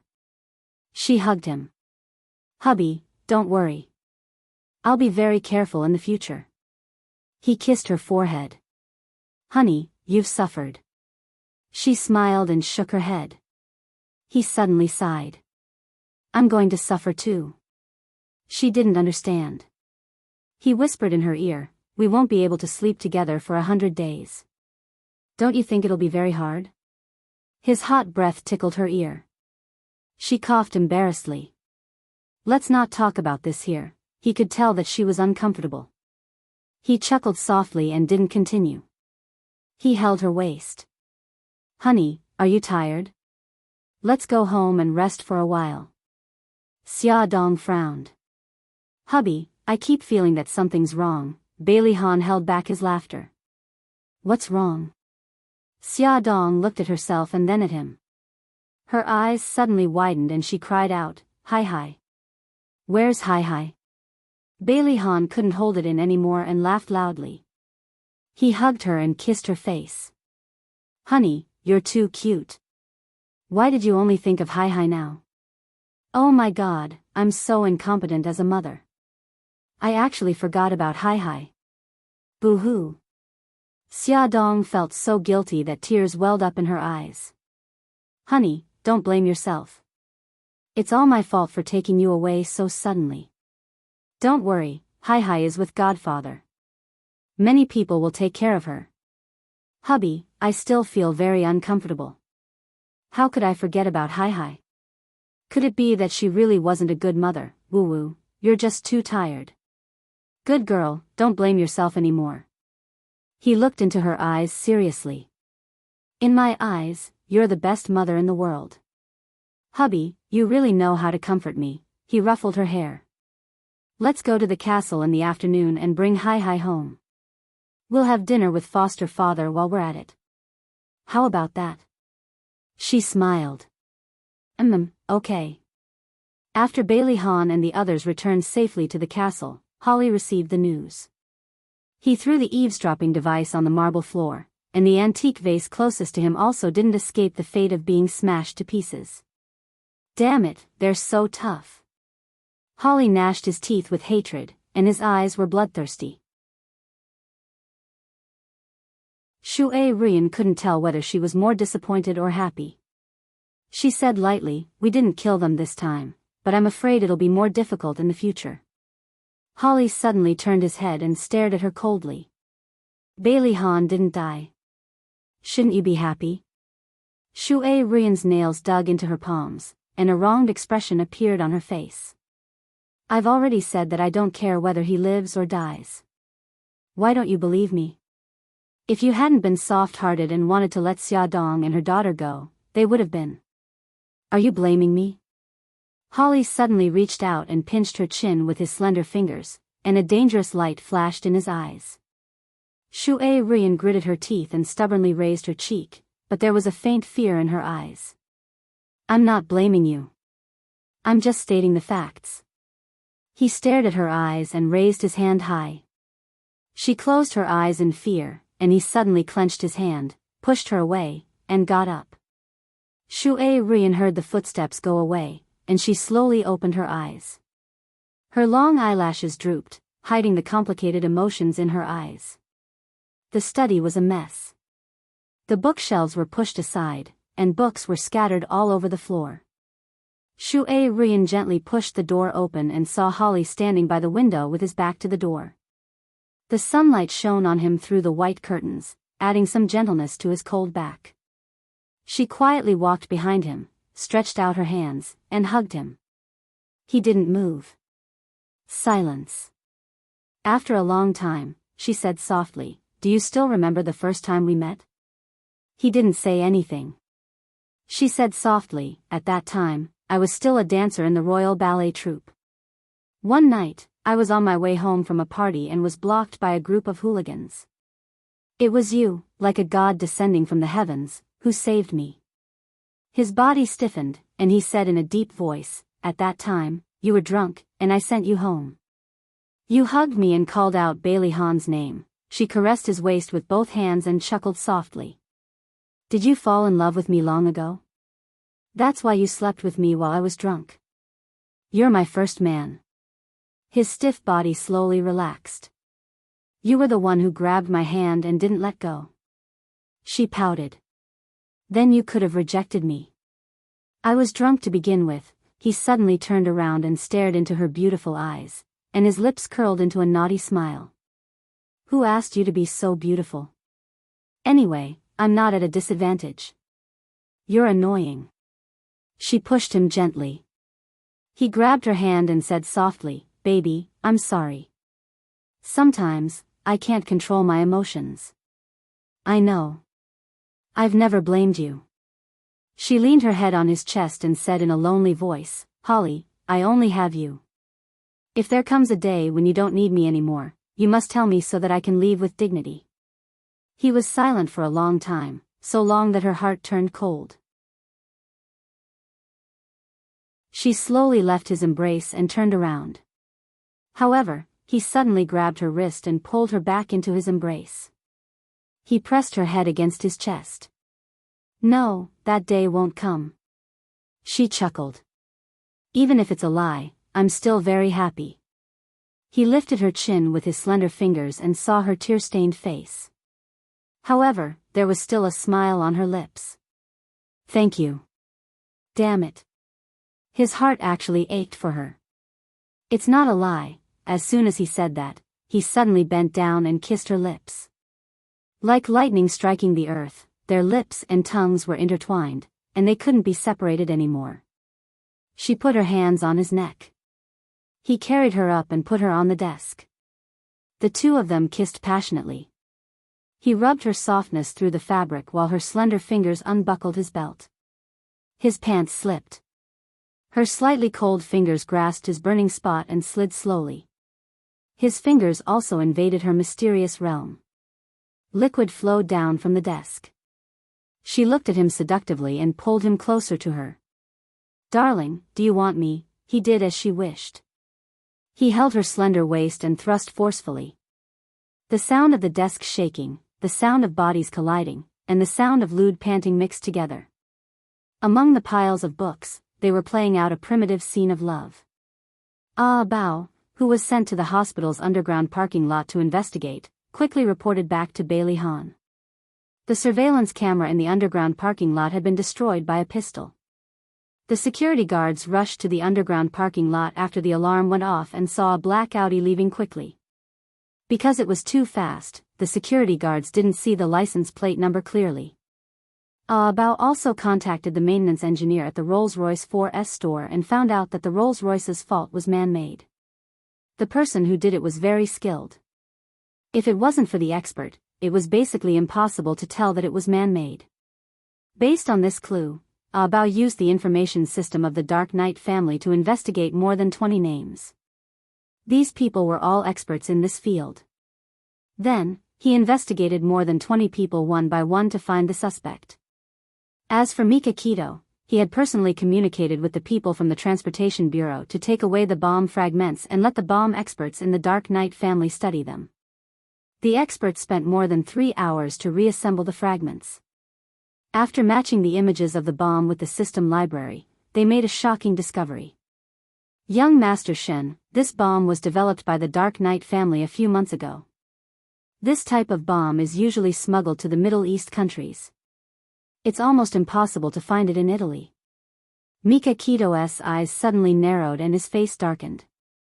He knew what this meant. It was very likely that this bomb was leaked out from the Dark Knight family. Who was that person? Was it really someone from the Dark Knight family? Mika Keto ordered coldly, "Don't tell anyone about this." "I understand." Just in case, Mika Keto took away all the bombs and erased all the access data. If there was really a traitor in the Dark Knight family, they must be more vigilant to avoid being detected and alerting the enemy. Since the car accident, Mika Keto was very careful when driving. Before getting in the car, Suzaku checked carefully to make sure it was safe before they got in the car. Suzaku opened the door of the back seat. Mika Keto didn't get in but said lightly, "I'll drive today."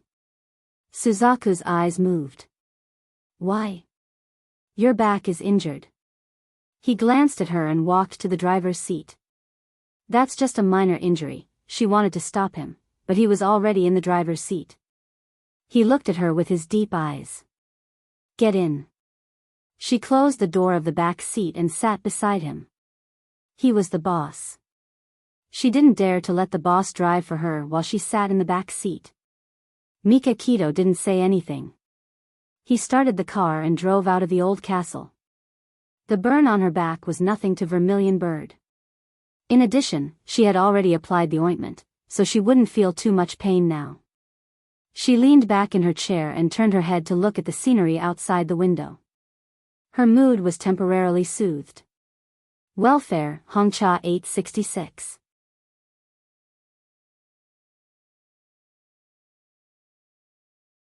Chapter 294. Mika Keto glanced at Suzaku and said, "I asked you to check Shui Ruin's background. How is it going?" Suzaku turned around and glanced at him. Shui Ruin appeared in Rome more than a month ago. I've checked and found that she entered the country from South Korea. I've sent someone to South Korea to investigate, but I haven't received any information yet. She paused and said, "Do you suspect her?" Mika Keto's eyes were deep as he said, "This woman is very evil. I have a feeling that she's hiding something." Suzaku nodded and said, during my investigation, I found that she's like a mystery. She suddenly appeared with a perfect identity, but other than Holly, she has no other connections. I can't verify her identity.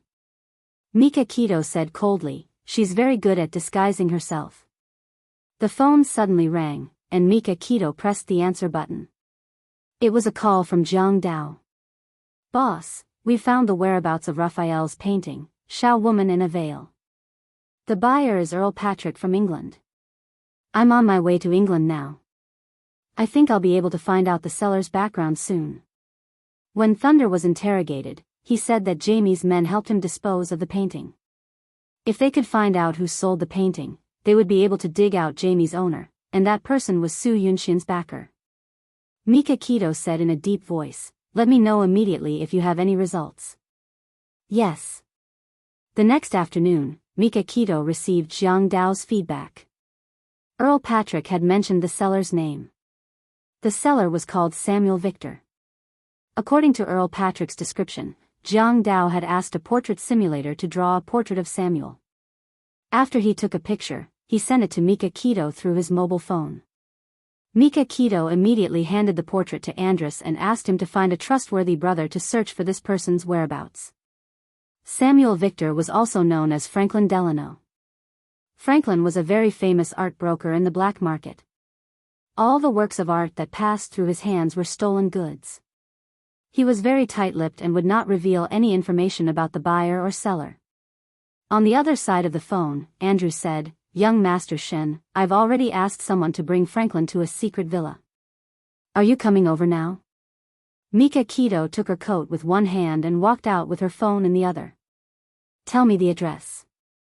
When Mika Kito and Suzaku arrived at the secret villa, Franklin was sitting in the living room with 2 bodyguards beside him. He looked calm, as if he wasn't worried about his situation at all. Mika Kito sat opposite him and waved her hand. The 2 bodyguards left the living room, and Suzaku stood behind him, expressionless like a statue. Franklin, let's talk about the painting Shao Girl in a Scarf. I've told you everything I know. Jamie gave me this painting and asked me to sell it for a good price. He'll give me a 10% commission. Mika Kito said calmly, I want to know who Jamie works for. Franklin shrugged. I don't know. Jamie and I aren't old friends. Is that so? I don't think so. Beitangshan's slender fingers tapped on the back of the sofa as his lips curled into a sneer. I've already had someone check your transaction records. Out of every 10 transactions, 4 of them were brought to you by Jamie. The reason why your transaction volume has sharply decreased in the past 2 months is also because of Jamie's disappearance, right? Franklin was a little surprised. How did you find out about this? Mika Kito sneered. The Dark Knight family has never failed to find out what they want to find out. You should know the consequences of going against the Dark Knight family. Aren't you curious about where Jamie went? Franklin's body trembled, and his eyes widened. You killed Jamie.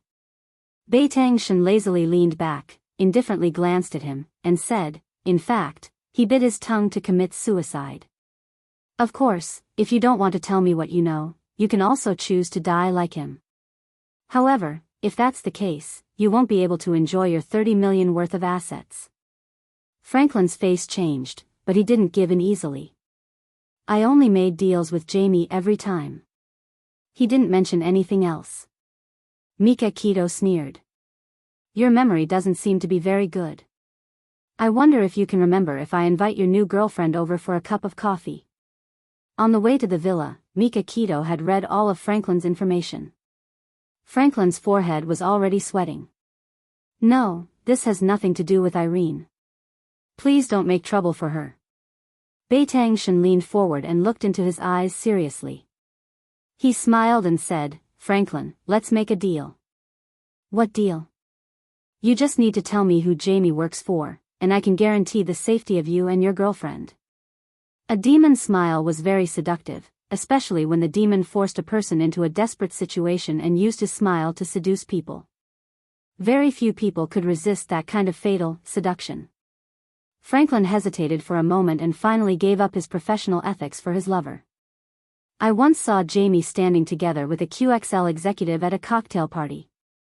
They seemed to be very close. Later, I asked him about it, but he denied it, saying that he didn't know any QXL executive. Mika Kito's eyes moved. QXL was the Dark Knight family's business. If he remembered correctly, Holly was now in charge of it, and Shuei Ryan was also working in that company. He asked in a deep voice, "Which executive?" "What's his name?" "QXL's deputy general manager, George. Before that guy joined QXL, he was also in the black market like me. That's why I know him." Beitangshan stared into his eyes. "After Jamie went missing, did anyone take the initiative to contact you and supply you with goods?" Franklin shook his head. "No. You're right. Jamie was a very important source of goods for me. So after he went missing, I suffered a great loss." Mika Kito pursed his lips. "It seems that they have abandoned you. Although I don't want to admit it, that's the truth." Franklin shrugged helplessly. "That's how it is to be in our line of work.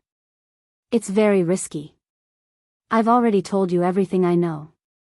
Now, it's your turn to fulfill your promise." Mika Kito said calmly, "Suzaku, send him out." "Yes." Suzaku walked to Franklin's side. She took the blindfold from the table and put it on his head. Then, she took his arm and led him out of the living room. Outside the living room, the two bodyguards took Franklin from Suzaku and stuffed him into the car. They slowly drove out of the villa. QXL, did this company have anything to do with Jamie? What secrets were hidden in it? When Suzaku walked into the living room, Mika Kito was still sitting on the sofa. She looked down and tapped her fingers lightly. She seemed to be thinking about something. She pursed her lips and said calmly, "If Jamie is related to QXL, then the most suspicious person is Holly. As the manager of QXL, Holly can't not be involved in this matter." Mika Kito slowly raised her head. Her gaze was deep as she said in a deep voice, "It's too early to make a conclusion. Now, we have to find out the relationship between Jamie and George." Suzaku's lips curved into a mocking smile. "Even if you don't want to listen, I still have to say it.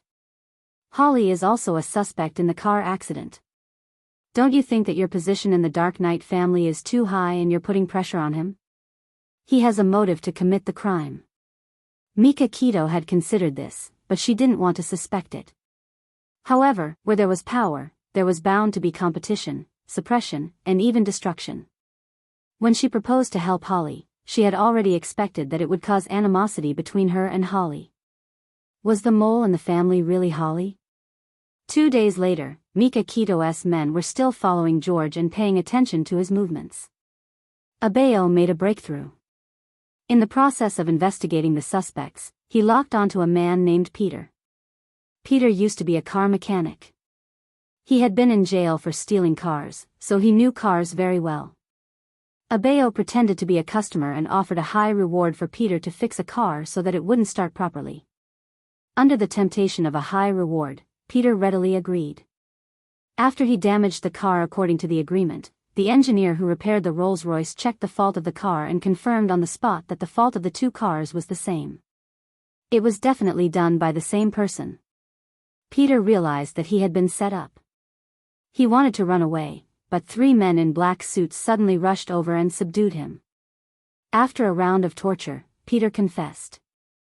"A few days ago, when I was fixing the car, a black Audi suddenly stopped in front of me. The man in the car asked me if I wanted to make a lot of money.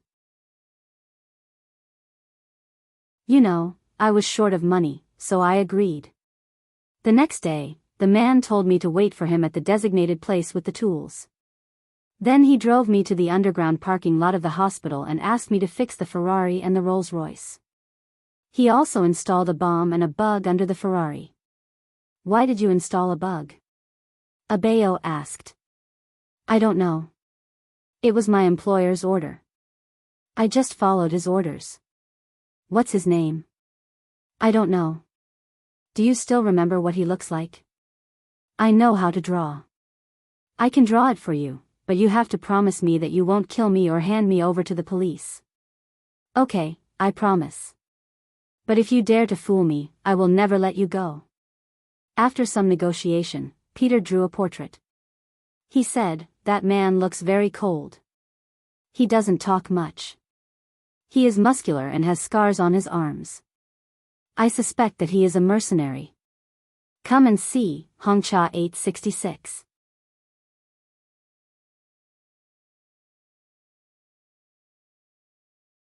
Chapter 295.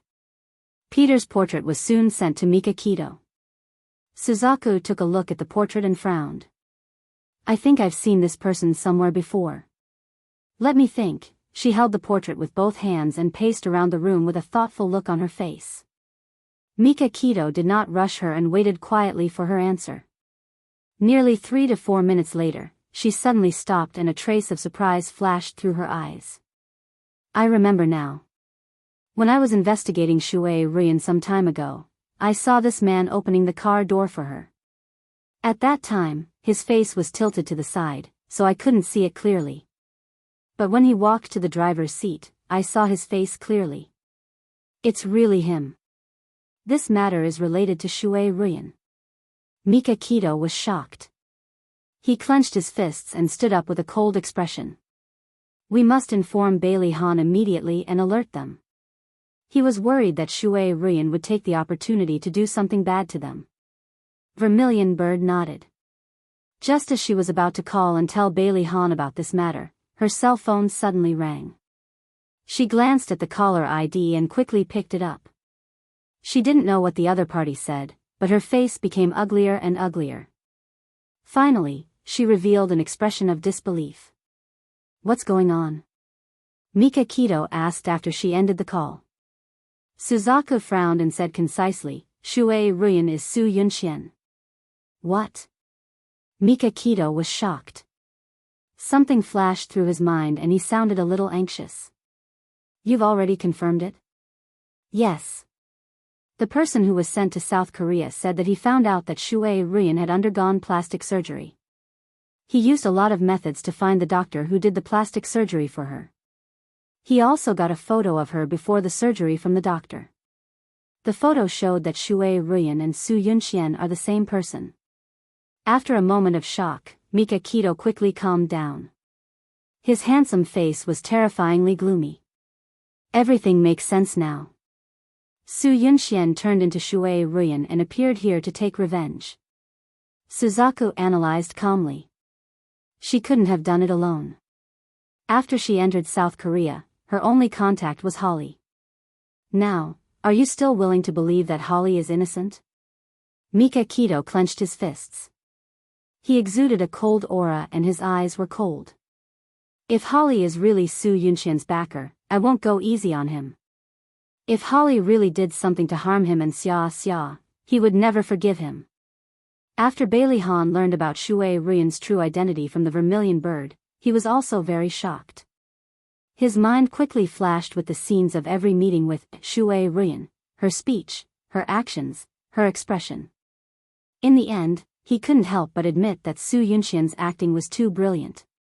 She played Shui Ruyan so vividly that there were no flaws.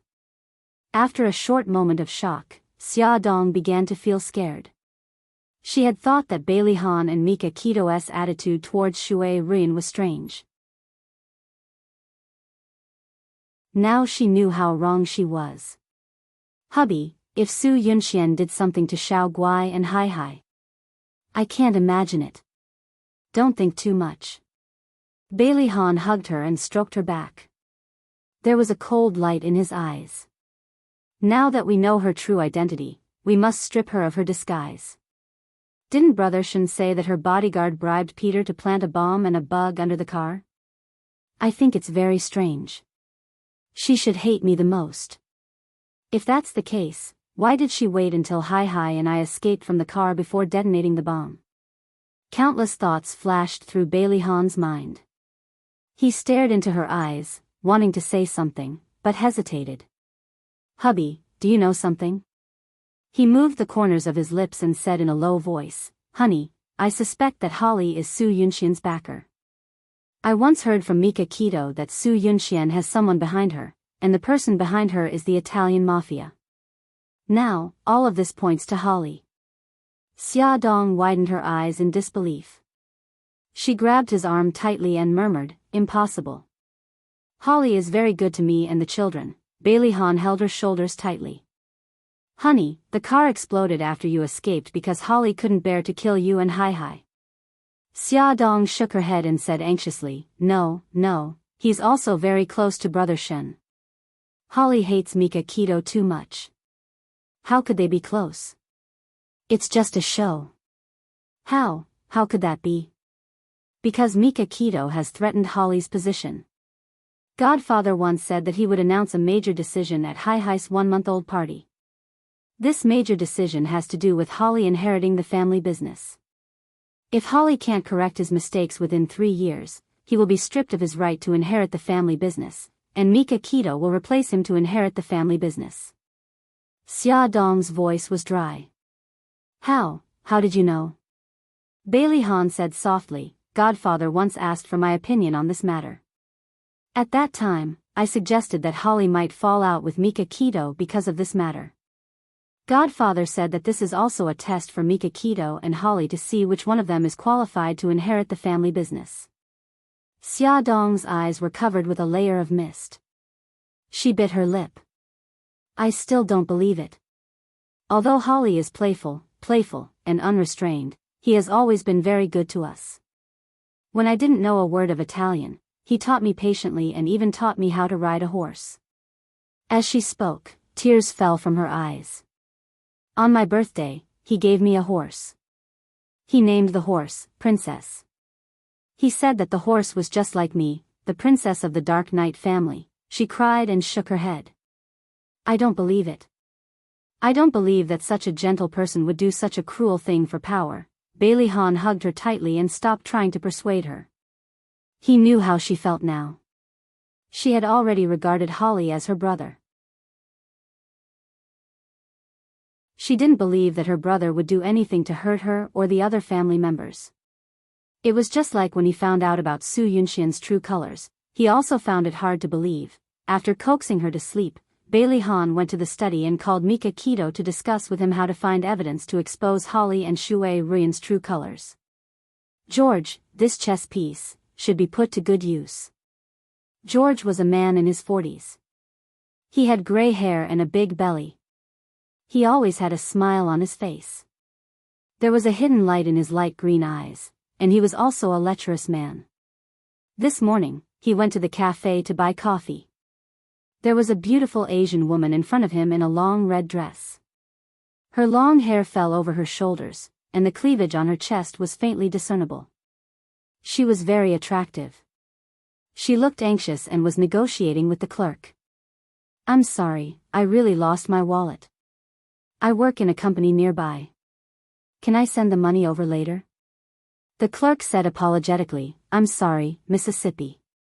It's against the rules. George squeezed forward. I'll pay the bill for Mississippi, thank you. Thank you so much. Can you give me a business card? I'll pay you back. George took out a business card and handed it to her. He smiled and said, You don't have to pay me back. If you have time, you can buy me a drink. Okay, no problem. The woman smiled and reached out her hand. Hello, Mr. George. My name is Suzaku. George took her hand and smiled. Suzaku. That's a very special name. Are you Asian? Yes, I am. I have something to do, so I'll leave first. Suzaku waved the coffee in her hand. Thank you for the coffee. After work in the evening, George walked out of the QXL building. From afar, he saw a red figure standing next to a marble pillar. Her figure was very attractive. He couldn't help but take a few more glances. He didn't expect that figure to suddenly turn around. He was stunned. It's you. It's me, George. Can I buy you a drink? Suzaku smiled brightly. Her lips curled up seductively. Her face was really beautiful. Her enchanting smile made George dizzy. He walked a few steps forward and stopped beside her. He chuckled and said, "Of course, it would be my honor." She tilted her head and winked playfully. "Drive your car." "Okay." George drove his car over and opened the door for her like a gentleman. She smiled charmingly and sat elegantly in the passenger seat. George looked at her with a lustful gaze. "Where are we going?" "Keynesian Hotel. I heard that the red wine there is very good." She stroked her hair elegantly and unconsciously licked her red lips. She was seductive and seductive. George's eyes were about to burst into flames. He couldn't help but glance at her chest. Without the cover of her hair, the cleavage was even more obvious. He took her words and actions as sexual innuendo and was overjoyed. He stepped on the accelerator and the car sped towards the Keynesian Hotel. At the same time, Mika Keto called Holly. "Holly, there's something I think I have to tell you." Holly was about to have dinner with Shui Ruyan. When he received the call, he put down his knife and fork and leaned back. He said slowly, "Ah Shen, what's the matter? Have you found out who caused the car accident?" Mika Keto said in a deep voice, "No, I'm still investigating the car accident. However, during the investigation, I found that QXL's deputy general manager, George, used his position to steal the company's auction items and sell them to the black market." Holly's eyes narrowed. He exclaimed in disbelief, "George? He really did such a thing?" "Yes." He also said that he wasn't the only one who did this in QXL. There were others like him who sold the auction items. "My subordinate, Suzaku, is talking to him now. I hope he will confess to the others." Attention, Songshu 566.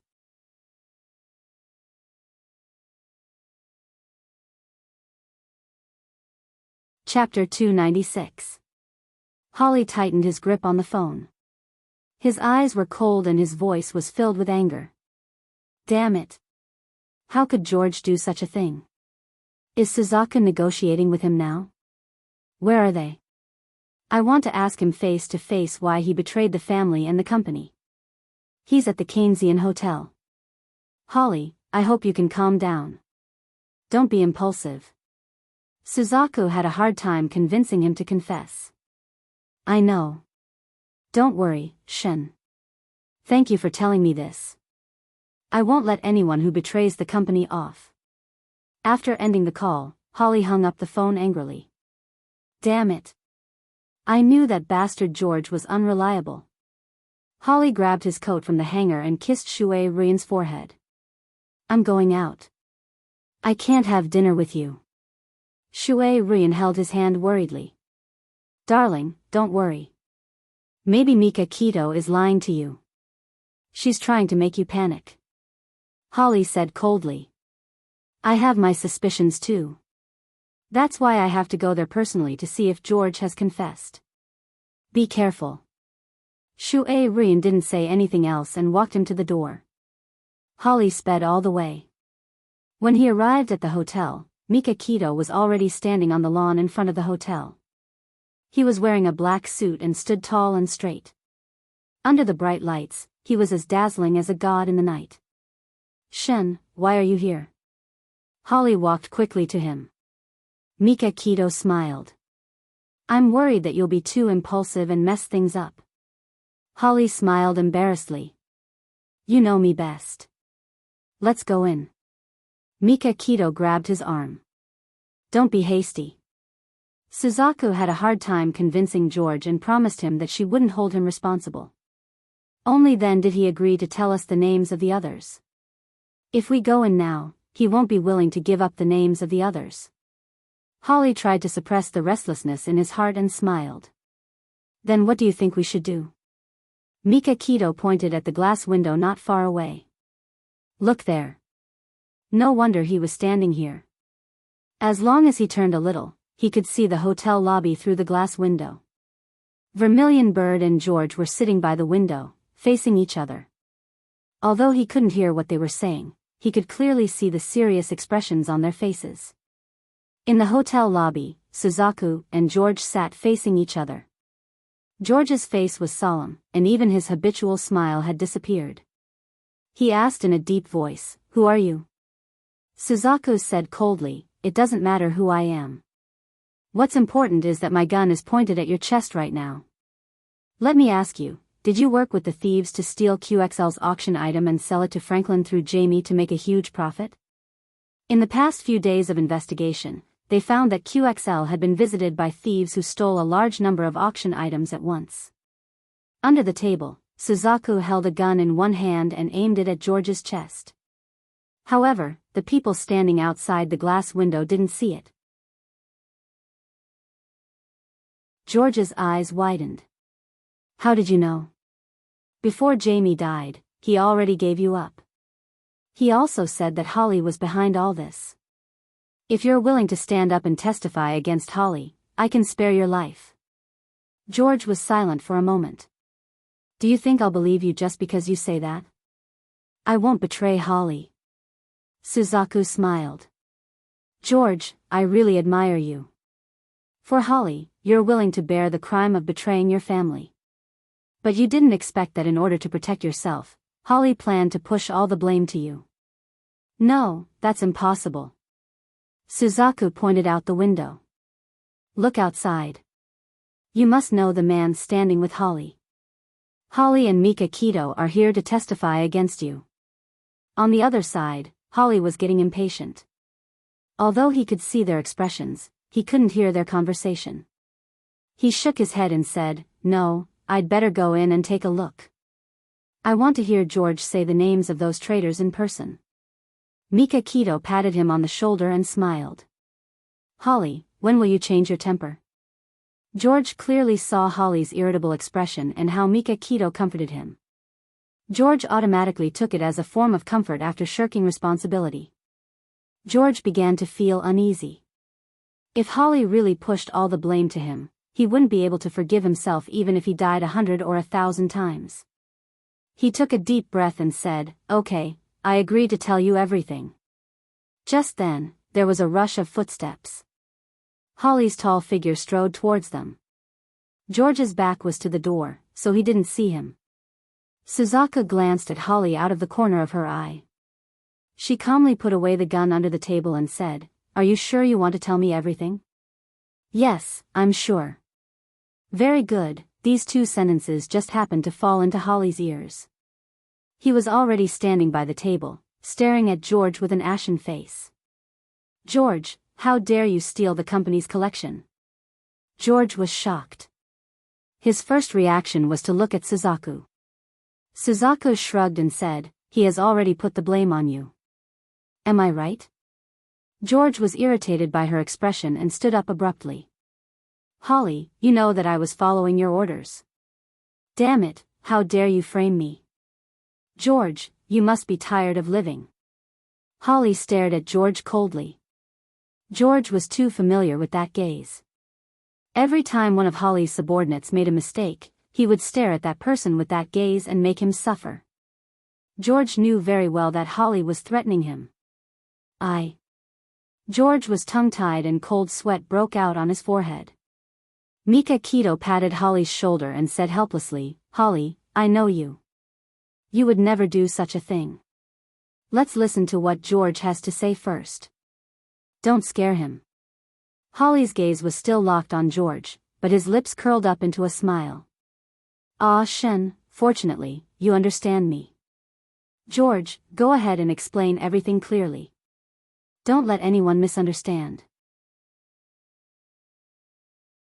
Suzaku acted as if she did not see Holly and comforted George softly. "George, don't be afraid. Tell us everything you know. I will help you." George did not dare to say anything when the demon in human skin was standing beside him. He clenched his fists and suddenly stood up. "I'm sorry, everyone. I'm not feeling well. I'll leave first." The fat figure fled as if there was a monster chasing after him. "Hey, George." Suzaku wanted to chase after him but was stopped by Mika Kito. "Forget it. Don't force him.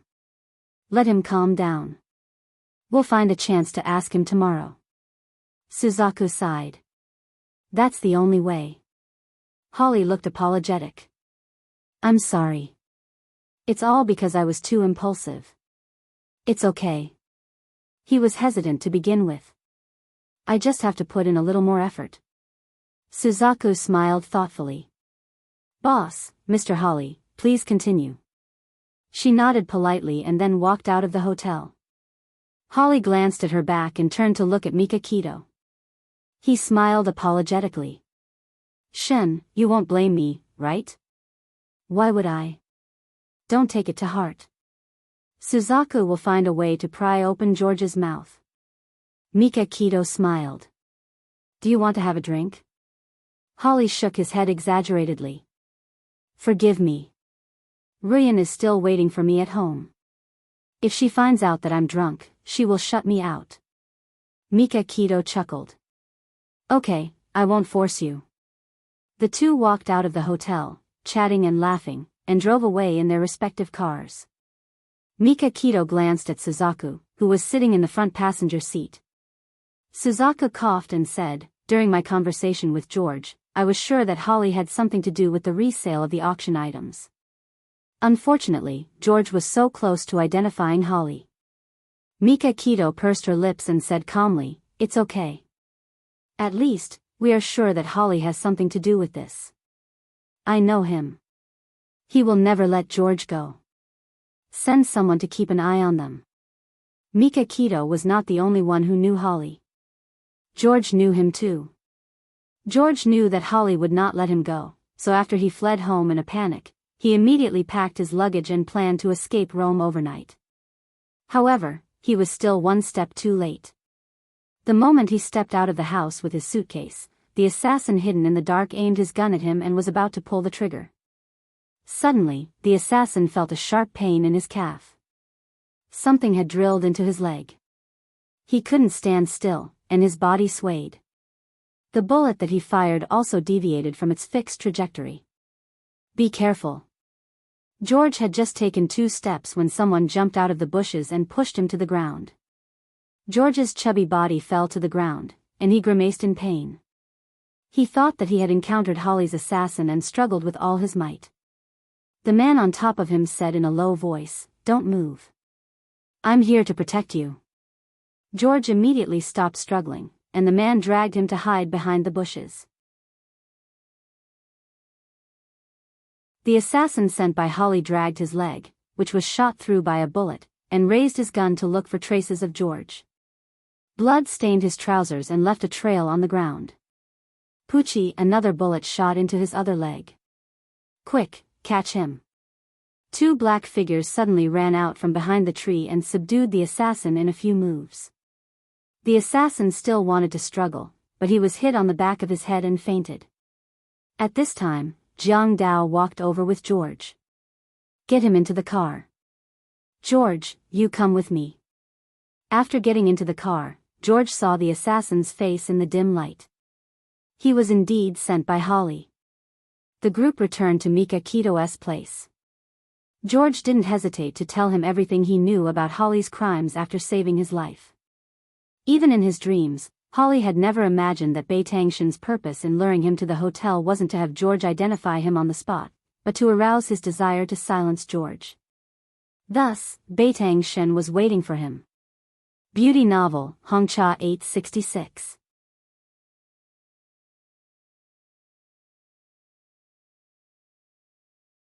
Chapter 297. They had done a good job. They had gotten George's testimony and found out that the unlucky killer was the one who had bribed Peter to destroy the car and plant the bomb in it. The killer was called Mickey, a mercenary.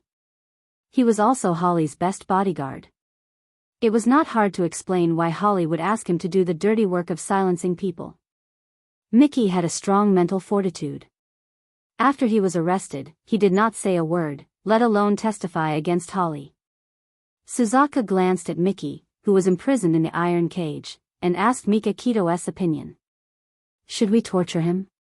Beitangshen raised his right hand as a cold smile appeared on his face. There's no need. His existence is already a very good piece of evidence. Even if Mickey did not speak, there were other witnesses. It was enough to bring down Holly. Mika Keto went to the castle and talked to Tomac for more than an hour. He presented all the evidence he had gathered during this period of time to Tomac. Tomac was, after all, someone who had been through a lot. He did not show any signs of shock, nor did he try to find an excuse for Holly. He remained silent with a complicated look in his eyes. There was disappointment, sadness, anger, and a hint of struggle. After a long time, Tomac said slowly, "Tomorrow is Hai-Hai's full moon party. We will expose him and Shui Ruyan's true colors then." Mika Keto was stunned. "Godfather, are you sure about this?" Holly was his nephew. Mika Keto felt that it was not easy for him to not cover up for Holly. "Do you think I am too cruel?" Tomac sighed with a sorrowful expression. "Ah Shen, I'm also responsible for Holly's current state. I always felt that he had lost his parents when he was young, so I should let him feel the warmth of a family. That's why I neglected to discipline him and nurtured his bad habits. This time, I should also be ruthless. Otherwise, his life will be over." On the way back, Beitangshan couldn't help but think about this matter. This was the first time he saw Tomac reveal such a sorrowful expression. Although Tomac was the father of the mafia and was a legend that was unreachable, he was still an ordinary person. He also had family needs. He treated Holly as his own son, so it was no wonder that he would be sad. The 1-month-old banquet was held in the castle of the night. Those who were invited were the heads of the big families, as well as many rich people, politicians, and celebrities. In short, those who could get an invitation were all people with a reputation. The main hall of the castle was magnificent and dazzling. A beautiful melody lingered in the hall. Men in luxurious clothes slowly entered the hall with their female companions. Their every movement showed their noble status. The music suddenly stopped. All the lights converged on the spiral staircase. Everyone's eyes were fixed on it. Tomac stood there in a black tuxedo. There was a gentle smile on his weathered face. He gently knocked on his wine glass and said loudly, "Everyone, thank you for coming to my granddaughter's full moon party. First, let's invite up today's little hero." "Okay." There was a burst of laughter in the hall. At the entrance of the spiral staircase, a couple walked down side by side. The man was wearing a white tuxedo. He was handsome and tall. He was holding a baby in his arms. The woman was wearing a white evening gown, and she looked quite pretty and elegant. Those who knew her immediately said in a low voice, "That's Tomac's adopted daughter, Xia Dong. The man next to her should be her husband." The couple walked to Tomac's side. Tomac looked sideways at Hai-Hai, who was lying in Bailey Han's arms. The little girl was staring at him curiously with a pair of round eyes. He couldn't help laughing. "Everyone, the one in my son-in-law's arms is the second little princess of the Dark Knight family, Bailey Han. Today is Hai-Hai's full moon party. Thank you for coming to congratulate her. I would like to express my heartfelt thanks to all my friends." As soon as Tomac finished speaking, his friend, the head of the Phil family, said loudly, "Hey, friends, let's raise our glasses and wish Hai-Hai a healthy and happy growth. Congratulations. Congratulations. May little Hai-Hai be safe and healthy." Everyone smiled kindly and raised their glasses to congratulate Tomac's family. Tomac and Xia Dong slowly walked into the hall and introduced the guests. Xia Dong and Bailey Han politely greeted them. Little Hai-Hai in his arms received many red packets and gifts.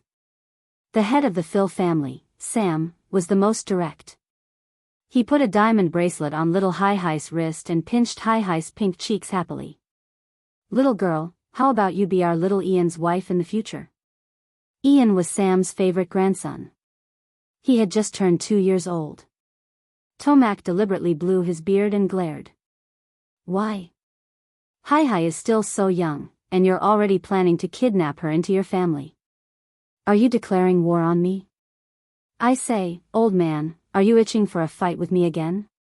If that's the case, just say it. I'm clearly trying to matchmake 2 children." How did it become kidnapping? The two old urchins bickered happily. Xia Dong held back her laughter and whispered in Bailey Han's ear, Uncle Sam and Godfather have been old friends for many years. They often do this. Xia, little girl, what are you saying about us? Sam's white beard curled up and his eyes widened. He looked very funny. Oh no, Uncle Sam heard it. I just told Ahan that you always lose when you fight with Godfather. Xia Dong stuck out her tongue playfully. I'm giving in to him. Sam insisted. Tomac raised his eyebrows proudly. Thank you so much, old man. You've been giving in to me for more than 30 years. When will you show me your true strength? Sam shrugged. We're old friends. Winning or losing isn't important. Friendship is, so I've decided to continue giving in. The two of them teased each other for a while more. Sam suddenly said, Old man, why don't I see Holly and Ashen? The smile on Tomac's face froze. They'll be here soon. I have something to announce later. What is it? Why are you being so mysterious? Tomac patted him on the shoulder and smiled. I can't tell you for now. Old man, have a few more drinks. I'll take the two of them for a walk. Even though Bailey Han was carrying a child, it couldn't hide his charm. From time to time, young girls who had just experienced their first awakening of love would cast shy glances at him, or beautiful young women would cast scorching glances at him. Xia Dong was slightly jealous. Fortunately, the man beside her had his eyes on her and Hai from beginning to end. It seemed that he didn't notice the gazes of those women at all. Xia Dong looked at his gentle expression when he teased Hai and couldn't help but laugh. Bailey Han turned to look at her. Suddenly, he put an arm around her shoulders and lowered his head to kiss her face. She blushed and whispered, What are you doing? There are so many people here. He chuckled softly. I think I can taste something sour. Embarrassed, she pushed him away a little, trying to find a hole to hide in. His laughter was mellow and sexy. It sounded like he was in a good mood. I like it when you're jealous. Xia Dong felt that she couldn't live any longer. Fortunately, her godfather helped her out. He stood in the middle of the hall, knocked on his wine glass, and said, Everyone, there's one more thing that I would like to announce to everyone during the 1-month celebration. Everyone's attention was focused on Tomac, including Xia Dong and Bailey Han. The smile on Tomac's face had long disappeared. His expression was solemn as he glanced at everyone in the hall. Finally, his gaze landed on Mika Keto and Holly, who were slowly walking in from the entrance of the hall. Everyone followed his gaze and saw Mika Keto and Holly. They automatically parted to make a path for them. The two of them walked closer and closer until they were surrounded by everyone. Then, they walked to Tomac's side and stood still. Holly's blonde hair was slightly curly, and there was a polite smile on his handsome face. His silver suit made him look tall and slender. On his right, Mika Keto was wearing a black suit. Her facial features were cold and expressionless, and she exuded a dignified and mature charm. Tomac glanced at everyone and said in a deep voice, I hereby announce that I, Tomac, will sever ties with Holly. All of Holly's assets will belong to the Dark Knight family, and the family has the right to take back all of his assets. The smile on Holly's face froze. He stiffly turned his neck and stared at Tomac in shock. Uncle, are you kidding? Tomac said calmly, This is not a joke. Holly, you know very well what you have done. From this moment on, we are no longer uncle and nephew. Now, please leave. The crowd was in an uproar. They were also stunned. Sam stood up and said sternly, Tomac, don't be rash. If there's anything, talk to Holly. There's no need to talk. There's no turning back for this matter. Holly, I hope you can learn from your mistakes and turn over a new leaf. Tomac turned around and no longer looked at Holly. His tone was cold and emotionless. Leave. I don't want to see you again. The crowd whispered and guessed what had happened. All kinds of eyes fell on Holly. Some were sympathetic, some were disdainful, some were suspicious, but most of them were shocked. Holly clenched his fists. He couldn't hear what the people around him were saying. The only thing in his mind was Tomac's words. He wanted to sever ties with him and confiscate all of his assets. No, how could he do this? He was his nephew. Why was he so heartless? Holly's eyes were burning with anger. He stared at Tomac's back. His body was stiff. He stood still and didn't move an inch. Tomac had his back to him and shouted coldly, "Butler, please ask Mr. Holly to leave." Welfare, Shinwu 799.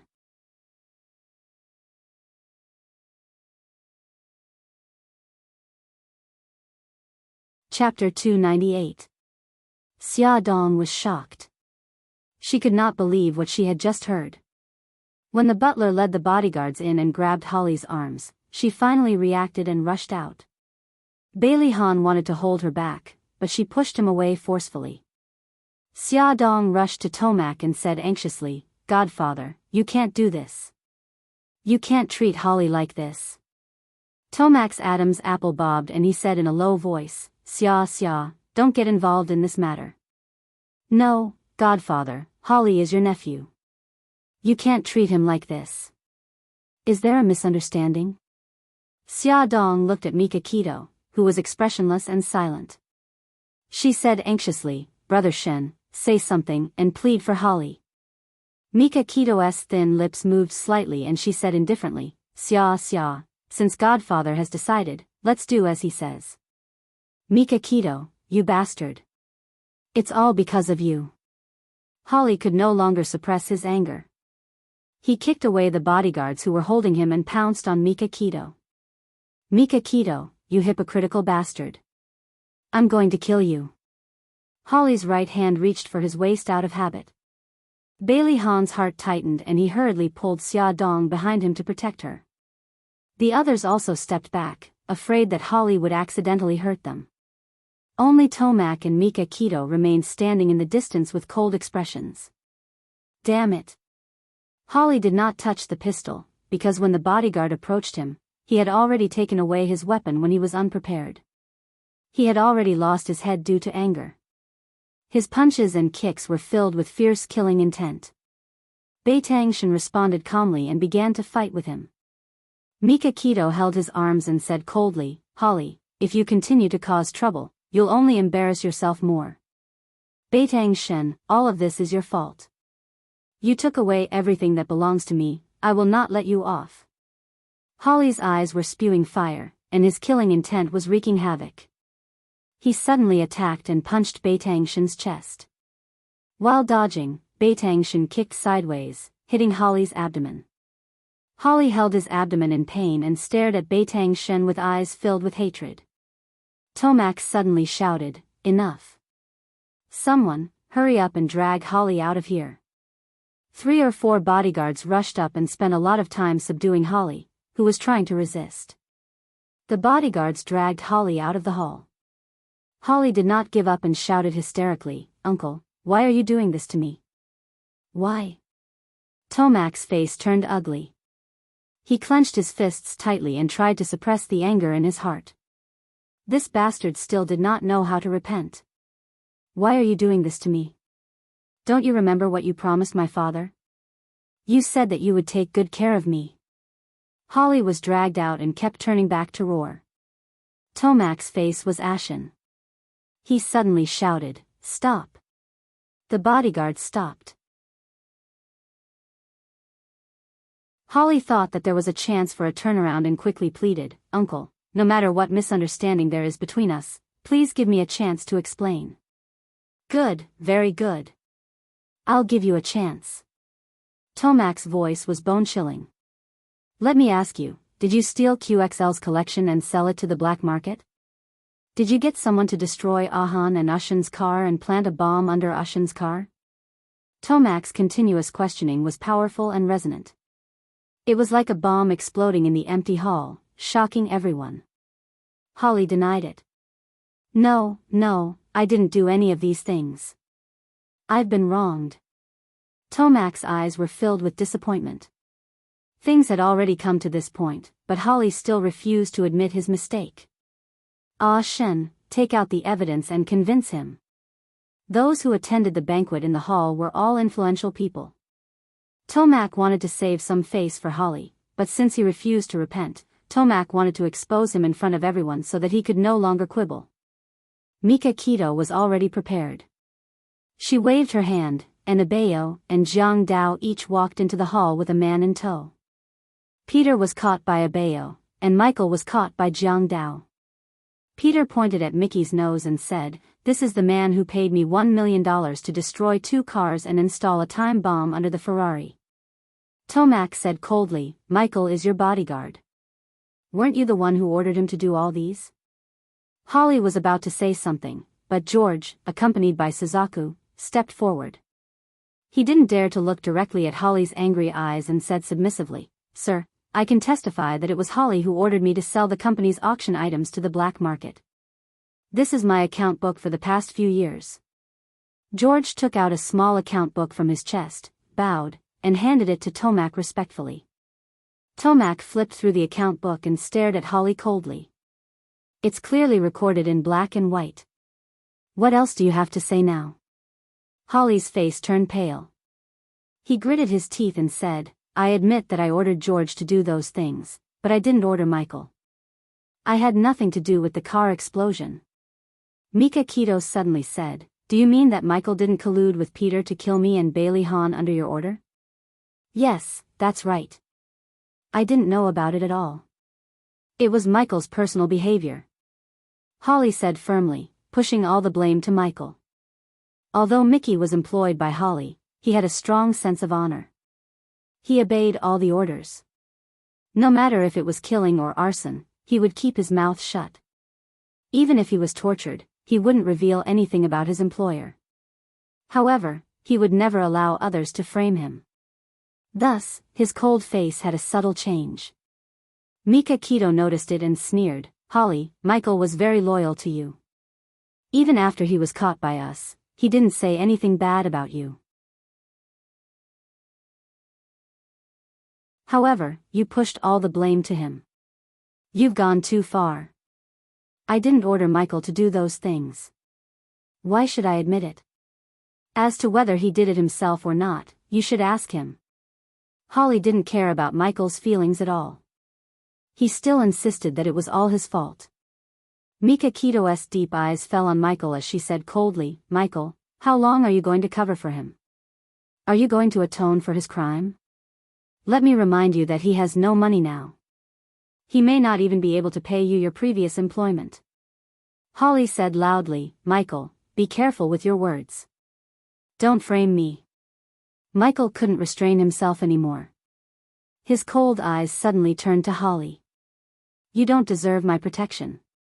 From this moment on, I'm going to fire you." He ignored Holly's shocked eyes and said sincerely, "I'm sorry. I hid it from everyone. I did follow Holly's orders to instruct Peter to destroy the car and install the bomb. You're framing me, Uncle. Michael holds a grudge against me. Don't believe what he says." Holly was forced into a corner. His eyes were almost crazy. Michael straightened his chest and raised his head to face everyone's doubts. He said in a deep voice, "I have evidence to prove what I said. The money paid to Peter was transferred to Mr. Holly's account in a Swiss bank. You can check his account details. I've already checked it." At some point, Mika Keto had a bank statement in his hand.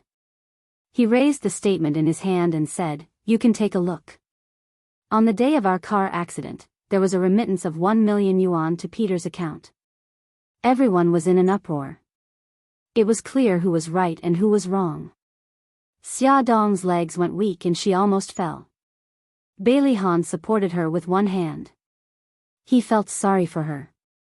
This fool was always so kind and unguarded against people close to her. Mika Keto lowered his eyes and took out another statement. He said slowly, "Holly, I'm very curious about this money. You once transferred 2 million yuan to a plastic surgery hospital in Korea. Why did you do that? Holly's eyes were red. He said word by word, this is my private matter. I don't need to explain it to anyone. Mika Kito's lips curled into a mocking smile. If you don't want to explain, then I'll have to find the answer myself. You transferred the money to a plastic surgery hospital in Korea because the woman you love the most is going to have a plastic surgery in Korea. Her name is. Holly looked flustered and begged with his eyes. No, don't say any more. I admit it. I admit it. Bae-tang Shin's thin lips were tightly pursed as he looked at the man in front of him who was pleading with him. The scene of them drinking and chatting together appeared in his mind. He had thought that they would become brothers, but Holly had ruthlessly put them to death for the sake of power. Bailey Han saw Mika Kito's hesitation. He suddenly took a step forward and said coldly, that woman is Su Yunxian. Her name is also Shui Ruyan. She once tried to kill my wife and used Barit from the Eulis family to deal with the Anya family. No, Shui Ruyan is not Su Yunxian. Holly was in a sorry state. Suzaku raised a stack of photos for everyone to see clearly. These are the photos of Su Yunxian before and after her plastic surgery. I also got the testimony of the plastic surgeon from Korea to prove that they are the same person. Holly's and Shui Ruyan's true faces were revealed in front of everyone, dripping with blood. At this time, Shui Ruyan, who was also Su Yunxian, was standing at the back of the crowd. She looked at the people who suddenly turned around and looked at her with an indescribable expression. No, I'm not. All her disguises were removed. She was on the verge of collapse. If she had known this, she wouldn't have come to the full moon banquet with Holly. No, I'm not. Su Yunxian shook her head in panic and turned around to escape. One of the guests blocked her way. She ran in another direction but was stopped by someone again. She was like a rat at the end of her rope, surrounded by everyone who pointed and mocked her. Welfare, Shinwoo 799.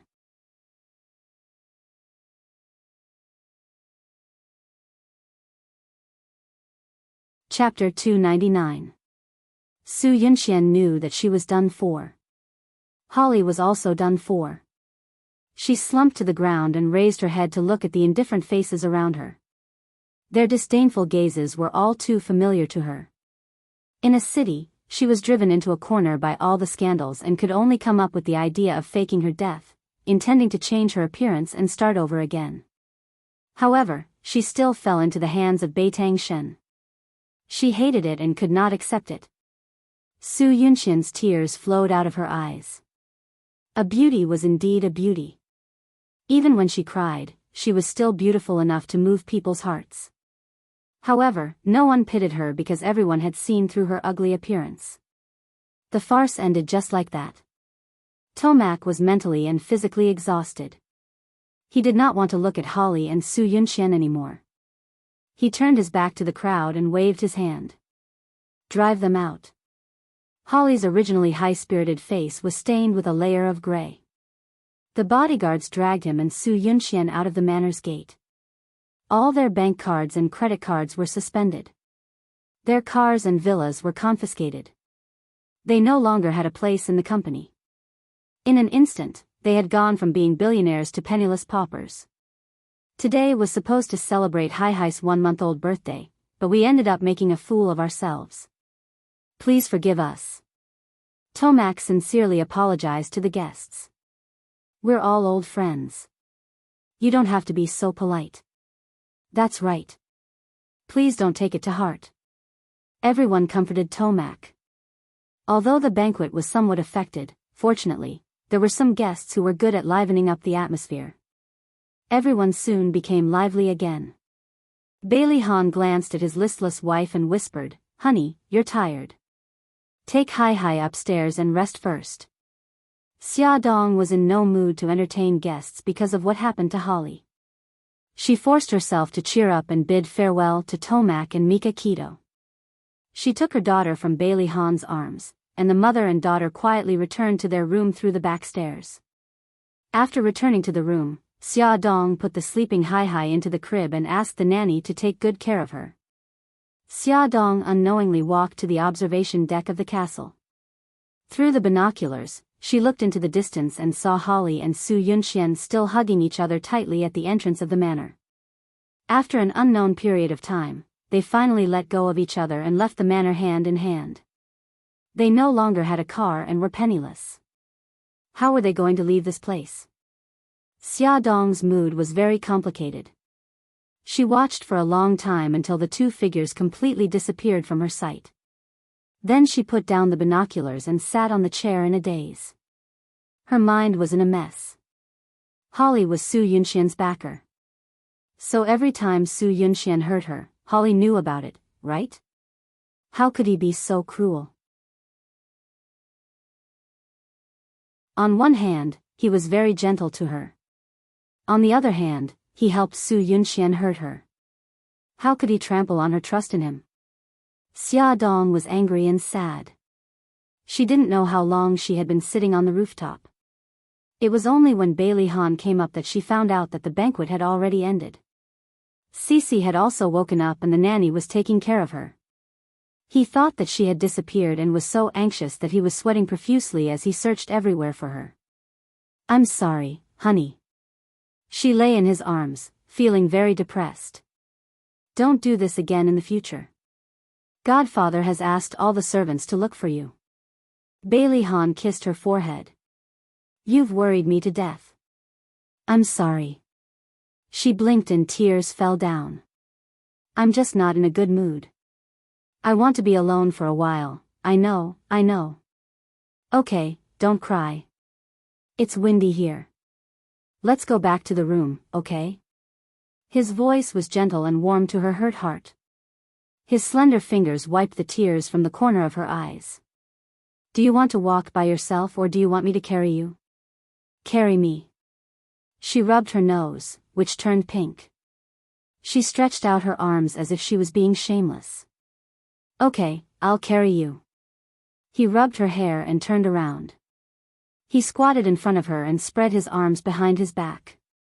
"Honey, come on." She leaned against his broad back, and he held her legs with both hands. He stood up easily, and with steady steps, he slowly walked down the stairs. She wrapped her arms around his neck and leaned her head on his back. She murmured, "Honey, am I too silly?" Bailey Han's gentle voice was heard. "My wife is not silly. She's just too kind." She hugged him tightly, touched. He interrupted without any sense of beauty, "Honey, my neck is about to suffocate." She chuckled and loosened her grip on him. She could not see that the smile on his face was gentle and there was a smile in his eyes. Holly and Su Yunxian had been walking on the road for more than an hour. Su Yunxian's feet were scraped by her high heels. She could not take it anymore. She stopped and bent down to check her injury. Holly turned to look at her. "What's wrong?" She frowned. "My feet are scraped. Let's rest for a while." Holly helped her lean against a big tree by the road. This area was a little desolate. It was very close to the road where Barit had encircled and suppressed Bailey Han. Holly was touched by the scene. He looked at the forest in the distance and said in a desolate tone, "Now I have nothing." Su Yunxian looked at his handsome side profile and an indescribable feeling surged in her heart. She slowly hugged his arm and said gently, "You still have me, Holly. Even if the whole world abandons you, I won't abandon you." Holly hugged her tightly. His deep eyes shone with tears. "You'll suffer if you follow me." She chuckled. "I've already mentally prepared myself. When I had nothing, you were the one who saved me. Now, let's rely on each other." He was very touched, but he had to remind her of the reality. "We don't have a single cent on us. We don't have a place to stay tonight either. Don't be afraid. We still have these things." Su Yunxian withdrew from his arms and took off the pearl earrings on her ears, the diamond necklace on her neck, and the ruby bracelet on her wrist. These things should be able to sell for hundreds of thousands. Holly felt sad. He looked down at his wrist, took off the gold watch on his wrist and put it in her hand. "And this watch?" Actually, we still have a lot of things. Su Yunxian smiled. She didn't know if she was comforting him or herself. Yes, the most expensive thing is you. Holly kissed her forehead gently. Thank you for being willing to accompany me. You're welcome. She chuckled and put all her belongings in his suit pocket. She held his hand. Let's go. We still have to rush back to the city before it gets dark. They couldn't possibly spend the night in the wilderness. Suddenly, a car drove over. Holly waved his arms, hoping that the other party would give them a ride. He didn't expect the other party to have no intention of stopping at all. He stepped on the accelerator and sped past. Another car drove over. Holly shouted, "Please stop the car." The car slowed down. Holly happily held Su Yunxian's hand and ran over. The car window rolled down, and a familiar face popped out. It was the head of the Phil family, Sam. Holly was stunned for a moment, then he smiled. "Uncle Sam, can we take your car back to the city?" "I'm sorry, Holly." Sam rejected him without hesitation. "Uncle Sam, driver, drive." The car sped away. Holly tightened his grip on Su Yunxian's hand, and his expression was terrible. Su Yunxian looked at him worriedly. "Darling, it's okay. We can walk back." Holly shook his head and muttered, "You don't understand. The old man has really made up his mind. Even Sam won't help me. No one else will dare to help me." He was right. They met many guests coming out of the castle along the way. When they saw Holly waving his hand to stop the car, they didn't have any intention of stopping. It was as if they didn't see them. They spent more than an hour and finally reached the suburbs. There were 2 big blisters on Su Yunxian's heels. Holly helped her stand by the roadside. It wasn't easy for them to hail a very old car. The driver was an honest middle-aged man. When he saw that they were dressed extravagantly but looked very haggard, he thought that they had encountered a gangster.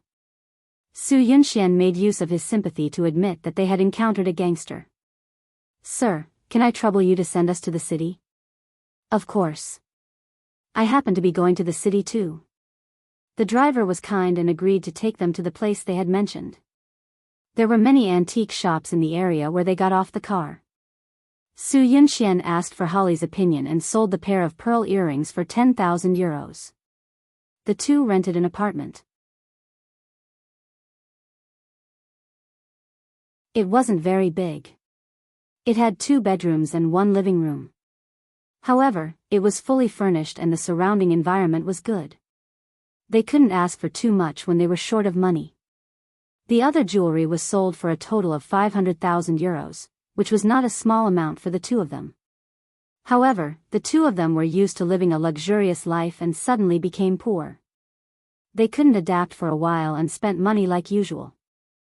It wasn't until a week later that they suddenly realized that they only had 300,000 euros left in their savings. Su Yunxian was cooking in an LV dress. She put 2 breakfasts on the table and said, "Darling, we can't just sit around and eat. I'll go out and look for a job." In the past week, Holly went to many companies and submitted a lot of resumes, but they were all rejected. There was no other reason. His job requirements were all at the level of deputy general manager. Finally, a small company was willing to hire him. However, the personnel department received a call from the castle of the night and rejected him again. Holly held the knife and fork with both hands and was silent for a long time. "Darling, I'm sorry. I can't give you anything now." "It doesn't matter." Su Yunxian hugged him from behind and said softly, "In fact, I have nothing to do at home every day. It's better to go out and look for a job. It won't be too boring." Add Hongcha 866. You're tuning into the Romantic Tales YouTube channel. Don't forget to subscribe and join us on this journey to catch the most captivating stories.